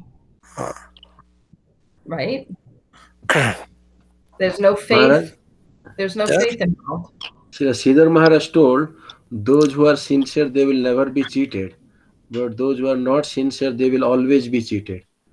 Yes. So he has attached some quality to be not get cheated is that, you know, sincerity. So may absolute help or guide so that we not get cheated. I believe that. I think that's a reflection of who they are, who the people are. People feel it's like you're creating your own reality. If you see everything is against you, things will always be against you. If you if you look at things in a positive way, you'll have a beautiful experience because it'll always be positive to you. That's the way Trump thinks. Names. Will he ever be convinced that he lost the election, Maharaj? Huh? Will he ever be convinced that he lost the election? Everything is favorable to him. So it can't be possible. Anything unfavorable is not possible. Unless you're cheating. But it takes a cheater to know a cheater, right?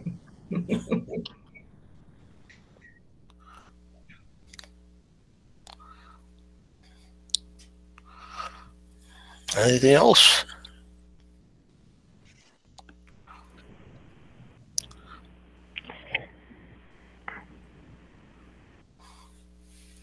All right, we'll read. Oh, what is this next one? This is part of the, I don't know, wait. Number 17. Yes. Yamadi Yoga Sadhanasya Avarjaniyata. Yamadi Bir Yoga Patai Kamaloba Hato Mohu Mukunda Sevayari Advat Tadat Tathad Atma Nasamyati. Srila. The futility of sense control by yoga practice. The agitated mind, repeatedly taken captive by its enemy in a form of depravity, rooted in lust and greed, is directly mastered by serving the Supreme Personality of Godhead, Mukunda. It can never be likewise checked or pacified by practicing the eightfold yogic discipline, which is generally based on sensual and mental repression, yama, niyama, etc.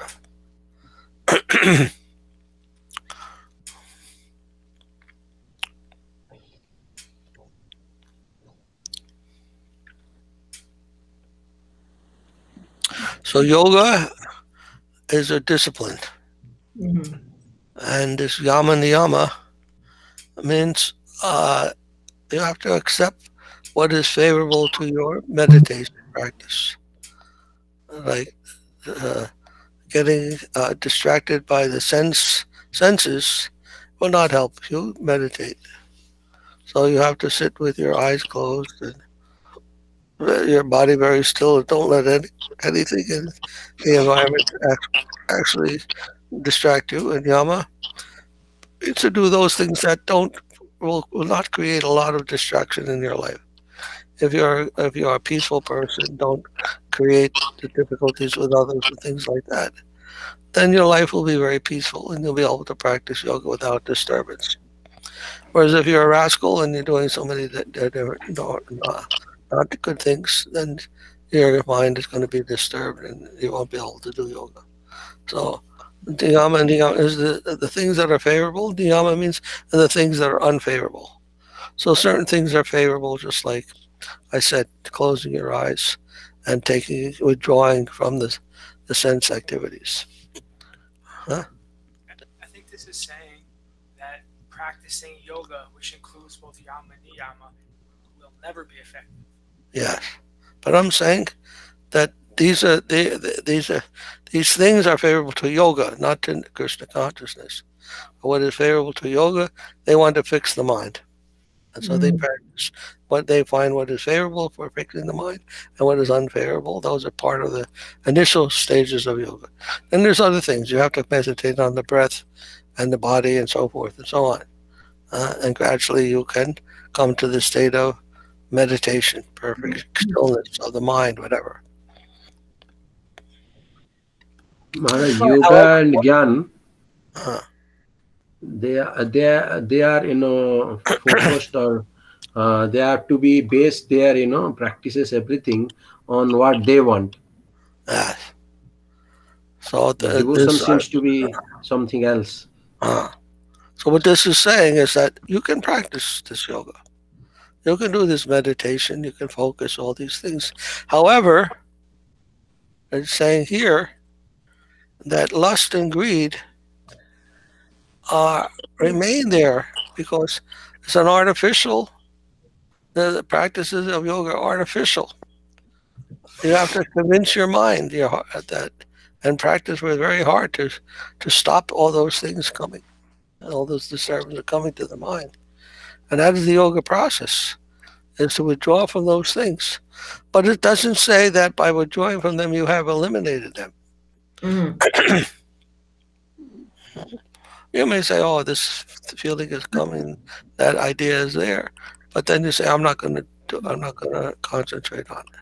I'm not going to meditate on it."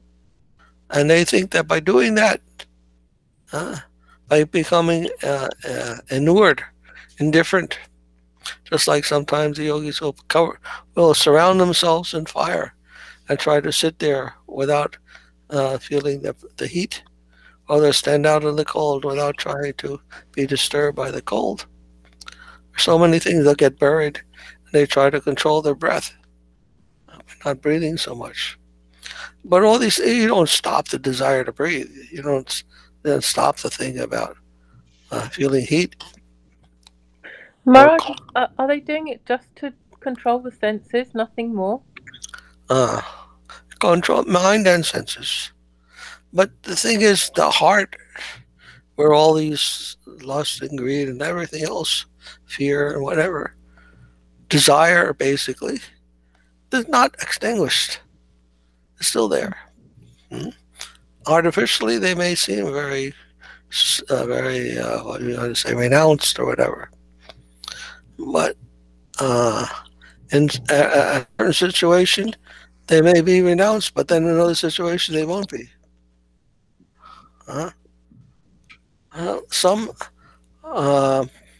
Something more than just running away from your imperfections, unfavorable things, running away from all those, that is not sufficient to become free from them, because what you're running from remains with you. That you have to run from it. It's still there. How do you get rid of that whole thing? What is completely not in your higher interest? If your higher interest is Krishna, then we know we have to utilize everything in his service. You see something nice to eat, offer that to Krishna. Some beautiful flowers, you don't have to ignore the beauty of the flower. You can say, "Oh, such a beautiful flower, let me offer to Krishna." I like that. You don't have to give up your vision of beautiful things and go to the temple and see the deity of the Lord, so beautifully dressed. You don't have to give up talking to people. You find a devotee and talk.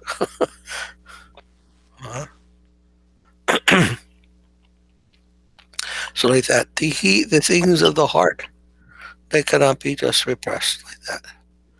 We have to try to find how to utilize our whole experience in the service of the Lord. Some, of course, some restriction is necessary. Can't use everything. But even then we find that, for instance, in Ramanujacharya, there were some thieves, and they wanted to become his devotees. Now, they were very addicted to thievery. They had a whole life, and they were in the company of each other, and they just had to steal, So somehow or other, Ramanuja gave them the authority. Okay, you steal, but you have to give everything to Krishna. So they did that, but then, because he could not extract that thievery from their heart, when he left, I think he asked them to kill themselves. Because they could not maintain that. Something like that. I don't remember the story properly. But Unless There was a story of one thief in Vrindavan who met Krishna because he was listening from a sadhu who was describing Krishna's, all the ornaments that Krishna wear. Then he was thinking, if I can find that boy, then I can steal that all. Then he was waiting in the Vrindavan forest because he asked that saint where I can meet this boy. He says in that Vrindavan forest. Then he was waiting there. Then Krishna came to meet him because nobody waits with so much eagerness the way he was waiting for him. So even though his intention was to steal, but thief changed completely after seeing Krishna. it's possible that just by directing our desires toward Krishna, that we can become free from any inebrieties within those desires. Just like Kubja. You know Kubja? The hunchback? A lady, she was a very lusty person. And so she had a very lusty desire for Krishna. But Krishna accepted her, and he embraced her, and he straightened out her hump, straightened out her back, and she became a lover of her. He made her, he transferred her to the spiritual plane. As one of his lovers, not a materialist anymore. So it's possible that by approaching Krishna we can become purified. But that's the mercy of the Lord. Mercy of the Lord. And just like it says, the sun can purify even the urine. The dog passes urine in the street. But during the day, the sun will purify that. So by coming to Krishna, we can become purified. Then that's our good fortune. That's Krishna's mercy. If we don't become purified, then Krishna will arrange somehow to correct us or inhibit us from doing those things. I was remembering one devotee's prayer, Maharaj. Yes. There is a song in Jagannath Puri. Sometime in Odia they'd sing some bhajan. Then one bhajan says that, "O Lord, you are the deliverer of the fallen. My sins are so great that your deliverance met its limit, that you cannot deliver me." Something like that. He was praying. So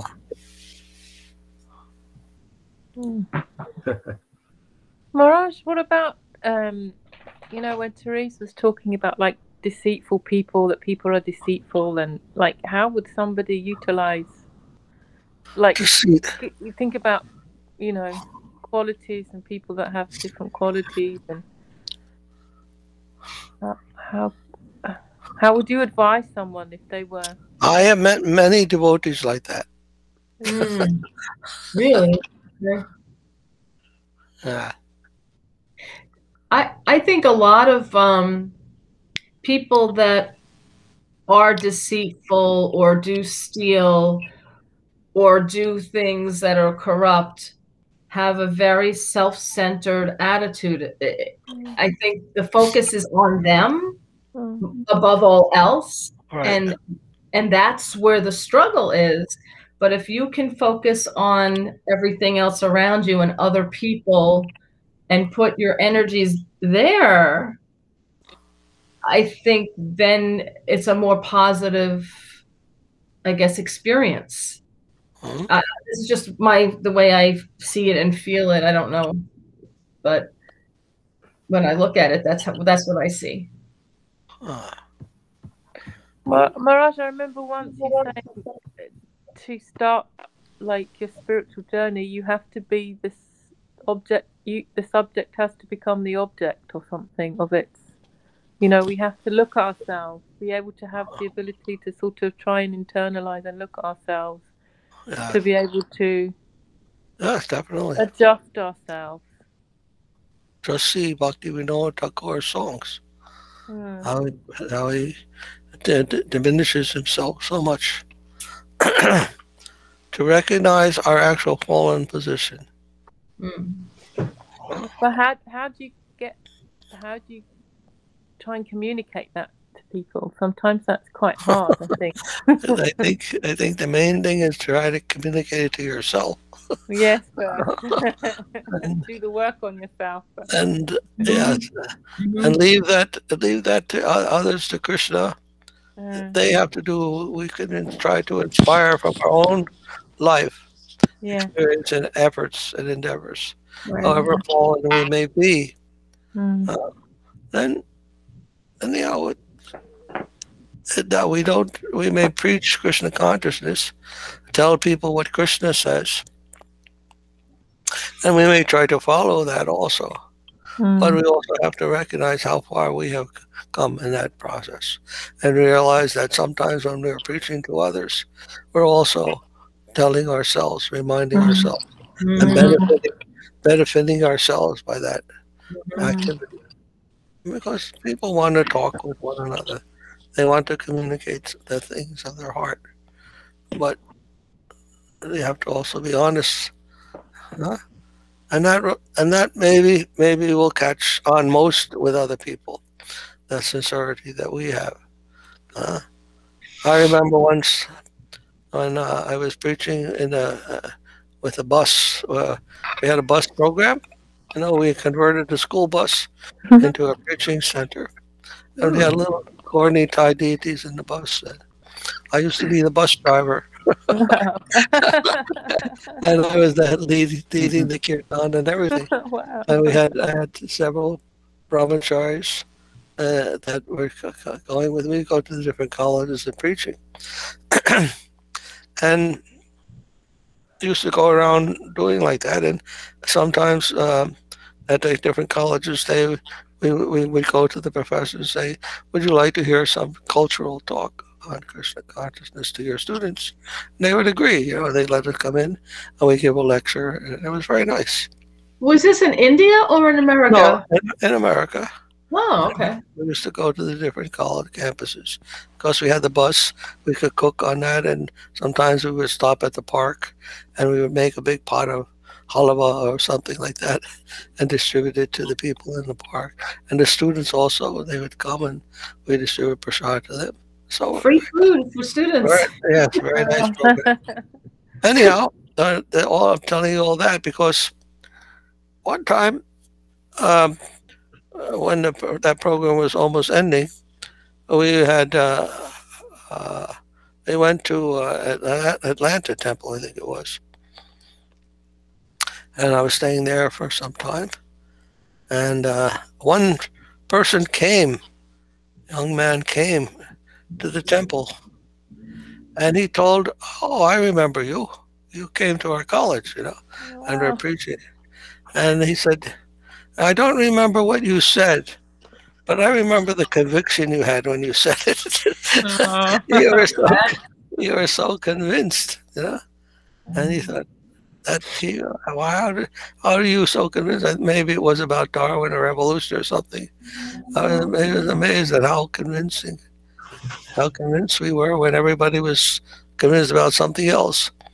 And so I didn't realize whatever that experience was for him. I don't remember that person or anything. But anyhow, they pick up something more than just what we're saying.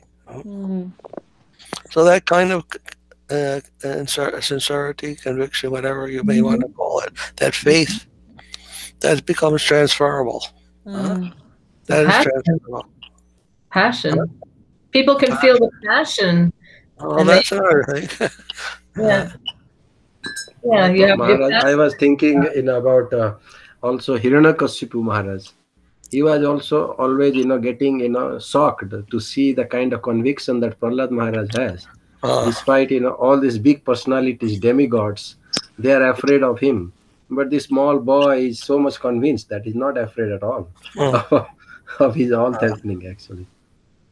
You're saying where you are getting all this, conviction and strength.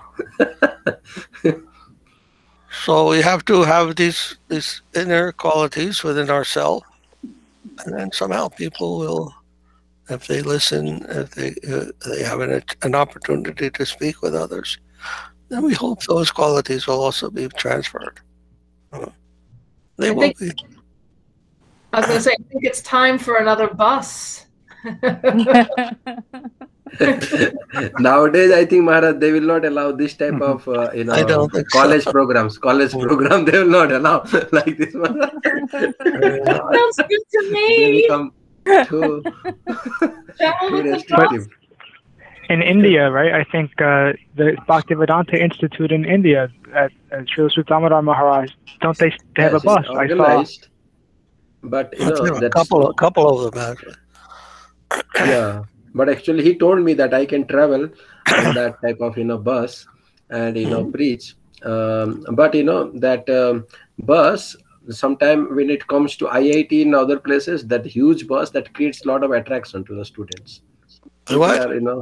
That creates a lot of attention and attraction to see such a huge bus, so many wheels and and so many quotes on it. And what is this? They all come to see that. Yeah. Very nice. A very nice program, actually.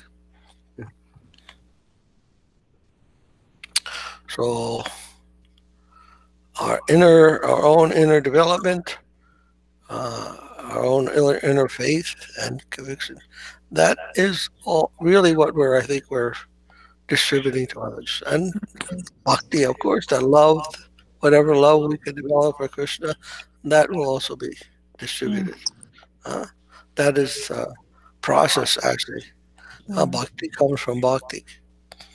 Whatever we have that has been obtained from our Gurudev's own devotion.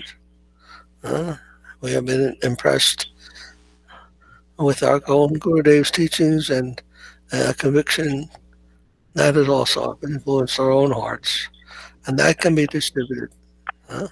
That's why the whole process of Guru Parampara is there. That we must take instruction from Guru. Bhakti is not something you can learn. It's not a knowledge, it's a feeling. And that can be felt from coming in contact and association of the devotees and feeling that same, we want to call it passion, whatever. And that's more than that. There's also knowledge. Great knowledge is also revealed when we have the proper mood, proper approach. Anyhow, all those things are there. People are moved by the passion, even though there's knowledge there. The knowledge, passion, emotion is what moves people. Oh, yes, no doubt. You know what the word passion means? Pasio. I mean, I know what in general, but go ahead. What does it mean? It means suffering. Really? I would not have known that. Okay. Well, where does it come from? Pasio, I don't know, maybe Latin. Maybe Latin. Whereas passion has something to do with restlessness. Is it a form of lust? Lust is also there. That is also a kind of passion that comes like suffering. One is suffering means that you want to get out of it, no? You want to remove yourself from that unhappy situation, unpleasant situation, and to fulfill yourself more deeply. So there is some dissatisfaction when there is passion. Okay. Some lack that needs to be filled. Maharaj, Kshatriyas are called passionate. Oh, yes. Kshatriyas. Oh, Kshatriyas, yes. So they are, their quality is that they are almost like restless. If there is no war, then they go to forest and they kill animals and like that. So that type of restlessness in the quality also sometimes also seen in devotees also. Some devotees, I mean, they're too much, like active in, in the service, that they have no time for, like having like a meditative kind of, thing, some devotees. And some are, in other qualities like that is also found. So Brahma is also in the mode of passion. Yes, So what does he do? He creates. creates. He creates to fulfill that passion, to fulfill whatever is lacking in him. He wants to make that appear. So a creative person is also full of passion. That requires passion. And you want to create. Well, not that passion is always something bad, but it has its consequences. It has its manifestations. I didn't realize that. And Shiva wants to destroy. That is ignorance. So the Buddhists also want to destroy everything. They want the void, the nothingness. There's ignorance. And then Vishnu, he wants to maintain everything. Goodness. Maintain everything. Balance all the different forces. What is that now you wanted to say? So I wanted to ask then, we hear like, that hankering. What's the difference then from like having a hankering or wanting that they use that terminology to, a hankering for devotional service or a hankering for, is that a similar word for, is that similar then for passion? To passion, or is it subtly different in some way? I think we have the word laulium. Laulium, yes. What that word? What does that mean, Raj? It's like laulian is like a eagerness to get something. Yeah. They have some intense eagerness. Laulium, did to you get. say? Laulium. It's like a honest, desire.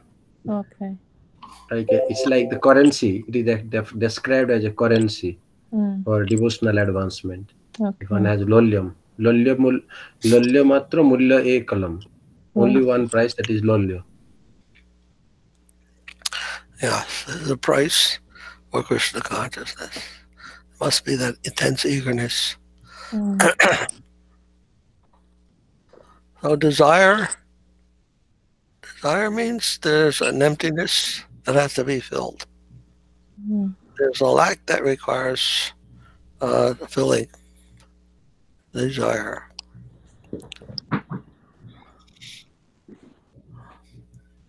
So generally, we think of that lack with it as something internal, and the desire, and what it's to fulfill it is something external.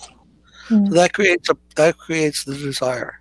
When something can't be satisfied because it's inner, and the outside thing is the only thing that we try to fill that desire with, then it creates a difficult situation, longing and unfulfilled.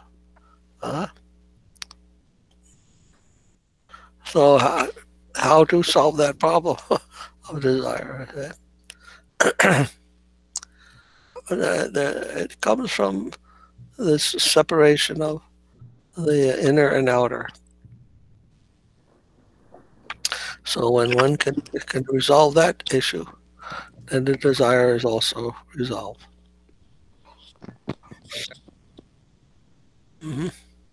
Desiring tendency, unfulfilled tendency, and the frustration that one feels in that is solved by the inner outer resolution. What is that? How do you resolve that?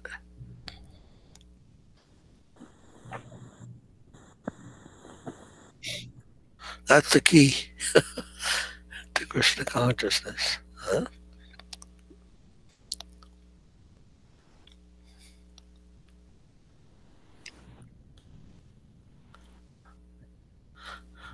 You want that key? Who wants that key?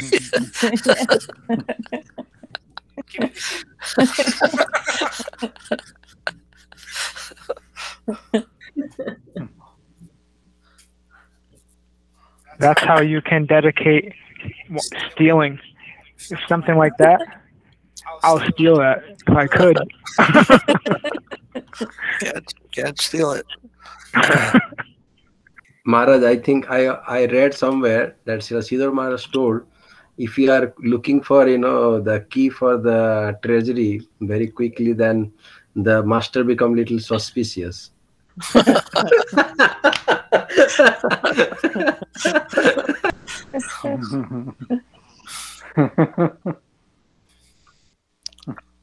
So Gurudev is the key.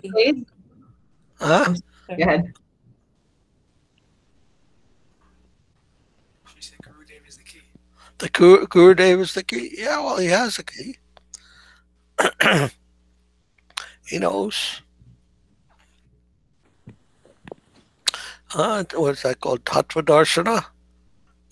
He can see that truth. What is the truth between the inner and outer world?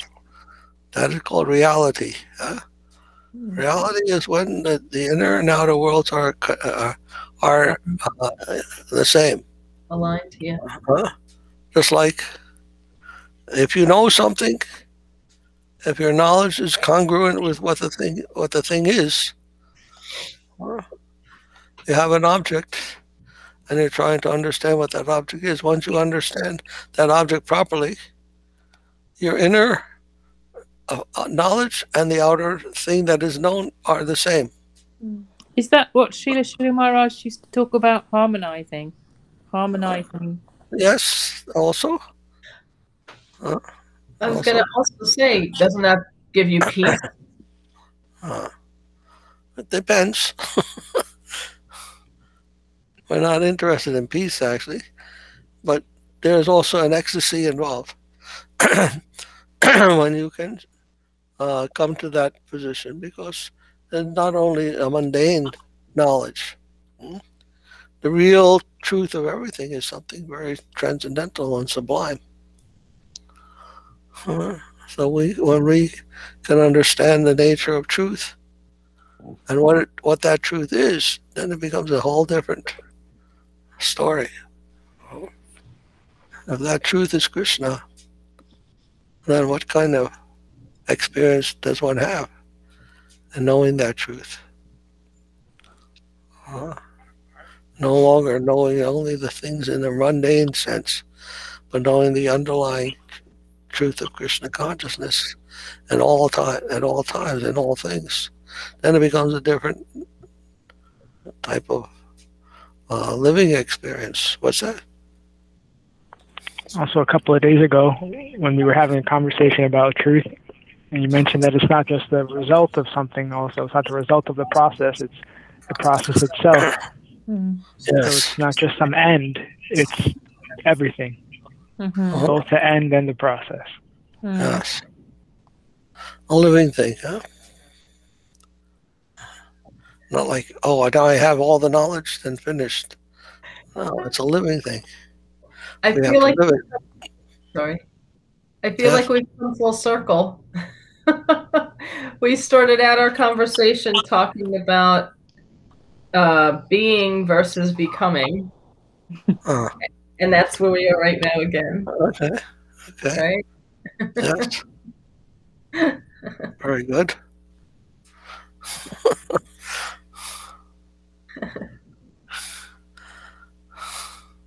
So it's very becoming.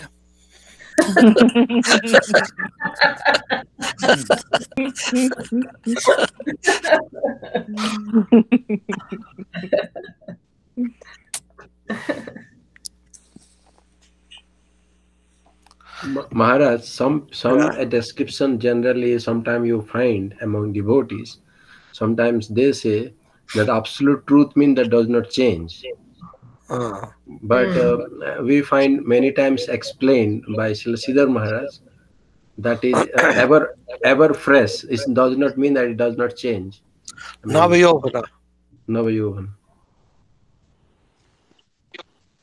So many But times we hear, Samhita says Navayovana. yes, Maharaj. Puranam, but Navayovanam also. It says both. Purana means very old, and Navayovana, very young, always young. Then what? So actually, what is the analogy they give is that material world is always changing, and thus there must be spiritual world which is not changing. That's the analogy they give generally. I have given that, told you that. Yes. No. That is where we see everything in this world is. The world has been here for how many billions of years did the scientists say? And yeah, we look outside and everything is not rotting after all those billions of years and billions of years. Things are not rotting. The trees are maintaining their youth. They're living like they're growing, producing leaves. They die, they grow, produce leaves, everything. Each year they keep coming. So Navayovana, ever youthful. This is the nature of nature. Then why that should not be the nature of the absolute? That has to be. That underlying spiritual nature is there, even in nature. So Maharaj, generally when the description is being given in among devotees, when they talk about body and soul and God, so they say that okay, body is always changing. The soul means something is very fixed kind of thing. They give this type of interpretation. I have heard many times they say. What is this again? Body is something like it's changing, Maharaj. In the Yes. material body, they say yes, this is changing. So there is this. We are not this body. We are soul. So soul must be something very much fixed thing. It is not changing. Something like that, And then the same thing they also give that quality to God also.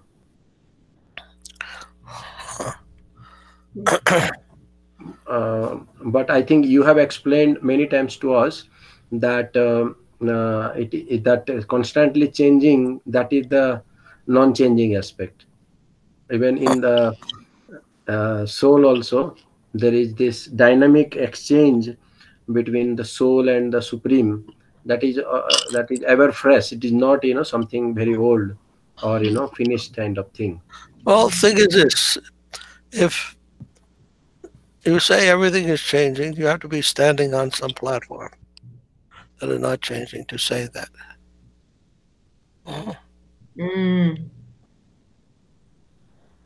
There has to be some stationary thing. If you're a part of the changing, then how do you say change? You're always in the same position. You're flowing with everything else. So there has to be some separation between the platform you're standing on and the change you're talking about. But this is the thing. The real point is this. The soul is not a thing. The soul is a person. You are a person. God is a person. God is personal. Then what is the question of standing still, of static? That's the Brahmayoti, actually. Can't be, has to be personal. That whole idea of standing still or being alive or whatever comes in a different way. So we're talking about persons. And what is the question of being, not changing, becoming? Your realization is always coming to higher and higher or lower and lower, depends. But not remaining static. Person, it can't be a person and have the quality of a stone. Stone doesn't change much. A person, unless they're stone-hearted or stone-headed, rock, unless they have rocks in their head, then they have to be changeable also. Well, that's part of what I was envisioning when you were talking about being static That's what Srila versus. Guru Maharaj explained about thesis, antithesis, and synthesis. Yes. That is progress, yes. That is the way the reality moves. Things change at a different pace. So if we're all changing, but at different paces, different speeds, different ways. So even though we're all changing constantly, you can see things changing around you. It's not static because we're not going at the same speed or frequency. Right? Because if we're all going at the same speed and frequency, everything does stand still for us, right? Mm-hmm. Yeah.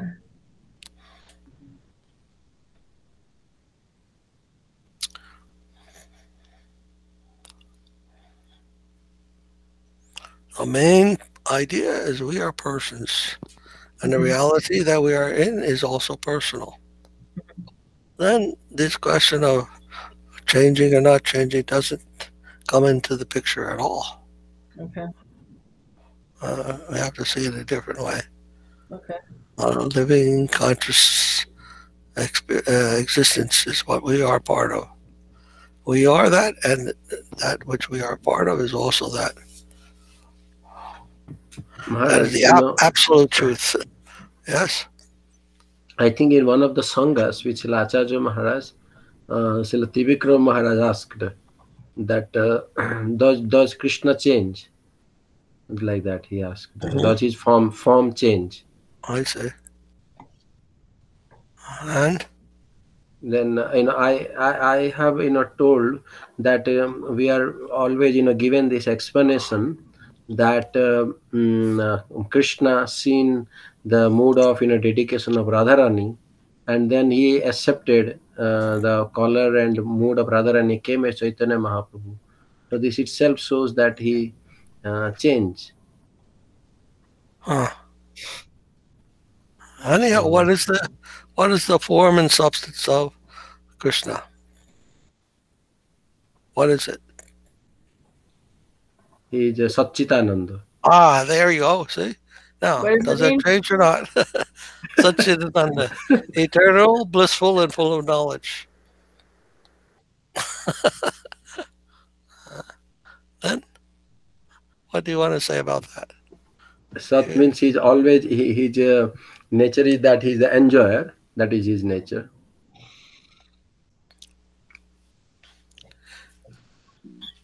He is, he knows, and he enjoys. All at the same time. And then, is that changing or unchanging? Oh, it has to be changing. Changing. It has to be. That's what they explain as the.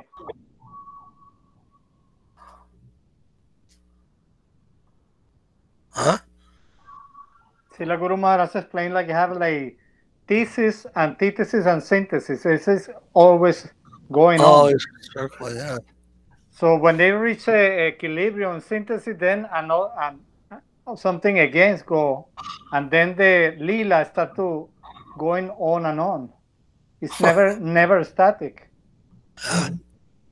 Because in order to get more happiness, they need some separation, and after that the lila start to go on again, and then increase the happiness in that way. So that is never static. Anything that is static has to be outside of that reality. It has to be Brahma Yoti, like it's a illumination static, but no in the spiritual world. It's completely against the idea. It's no question that Krishna is the same. It's not the same. It's changing. It's moving around. If Krishna is infinite, Can they ever be happy? Yes. He can be more happy too. So in order to be more happy, has to be some deficiency, and then it's like you see, for example, in a tree. I remember that because I was studying in college. The tree, the roots start to grow until they reach the level of the water underground. But if the level of the water is lower, then the roots start to grow more. Right. So that is the same with the relationship with Krishna and the gopis. There had to be some separation in order to grow more. Mm. So separation is necessary. That's what they always, Srila Guru Maharaj explain about union and separation. It's like the separation make like another kind of static union, no? After. So it's ever moving, no? Constantly reaching. Yeah. Exactly. It's constantly changing.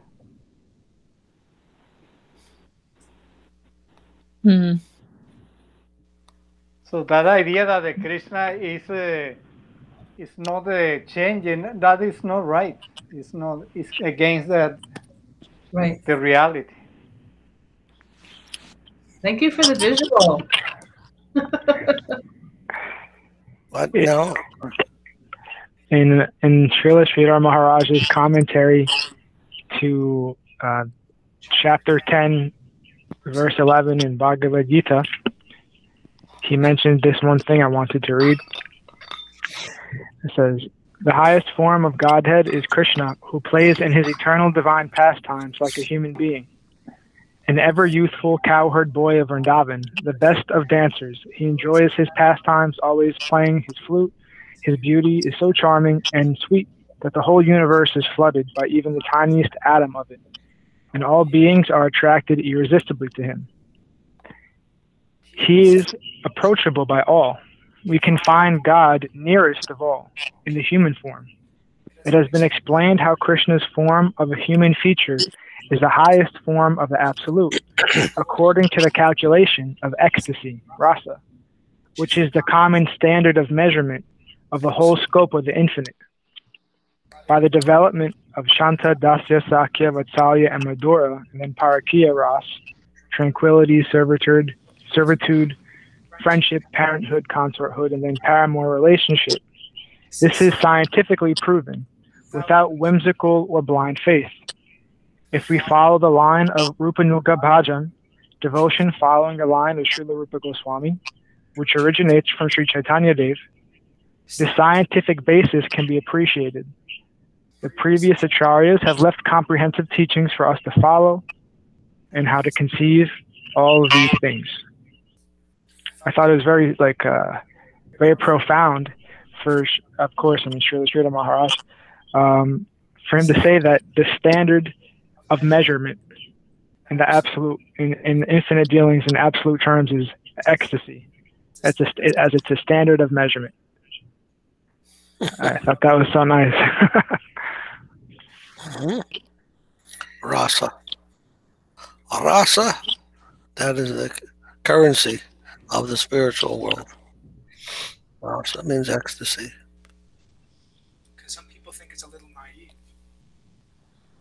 I think some people think it's naive to assume a personal interpretation of God. They think it's naive and like kind of, like a little silly, because they're basing their standard of what is higher knowledge on something very dry and static. They don't know what the proper standard of measure is. But if they could understand that the proper standard of measure is ecstasy, and they have a proper vision of what ecstasy is being talked about, then of course, they'd have to accept a very fundamental truth that has always been there, that perhaps they overlook very easily, that personal relation is all that you know, and personal relation is how you judge what you do or don't do, how it affects you personally and vice versa. So of course the highest concept of God has to be something that you can actually relate to, not just something that's so high above you that you have no relation to at all. You can't feel it. It's just like, oh, wow, I just should bow my head to something very much higher than me that I have no way of feeling anything about. I just can think about it. I can maybe conceive about this very high concept, but nothing. Like, I can understand that it's there, but I can't relate to it in any way. That's not such a high thought, actually. If you can dance and laugh or serve very sweetly, that's a very much higher conception, of course.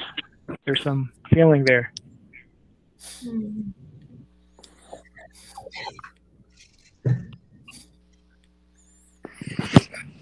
First thing I experienced when I first came to Krishna consciousness,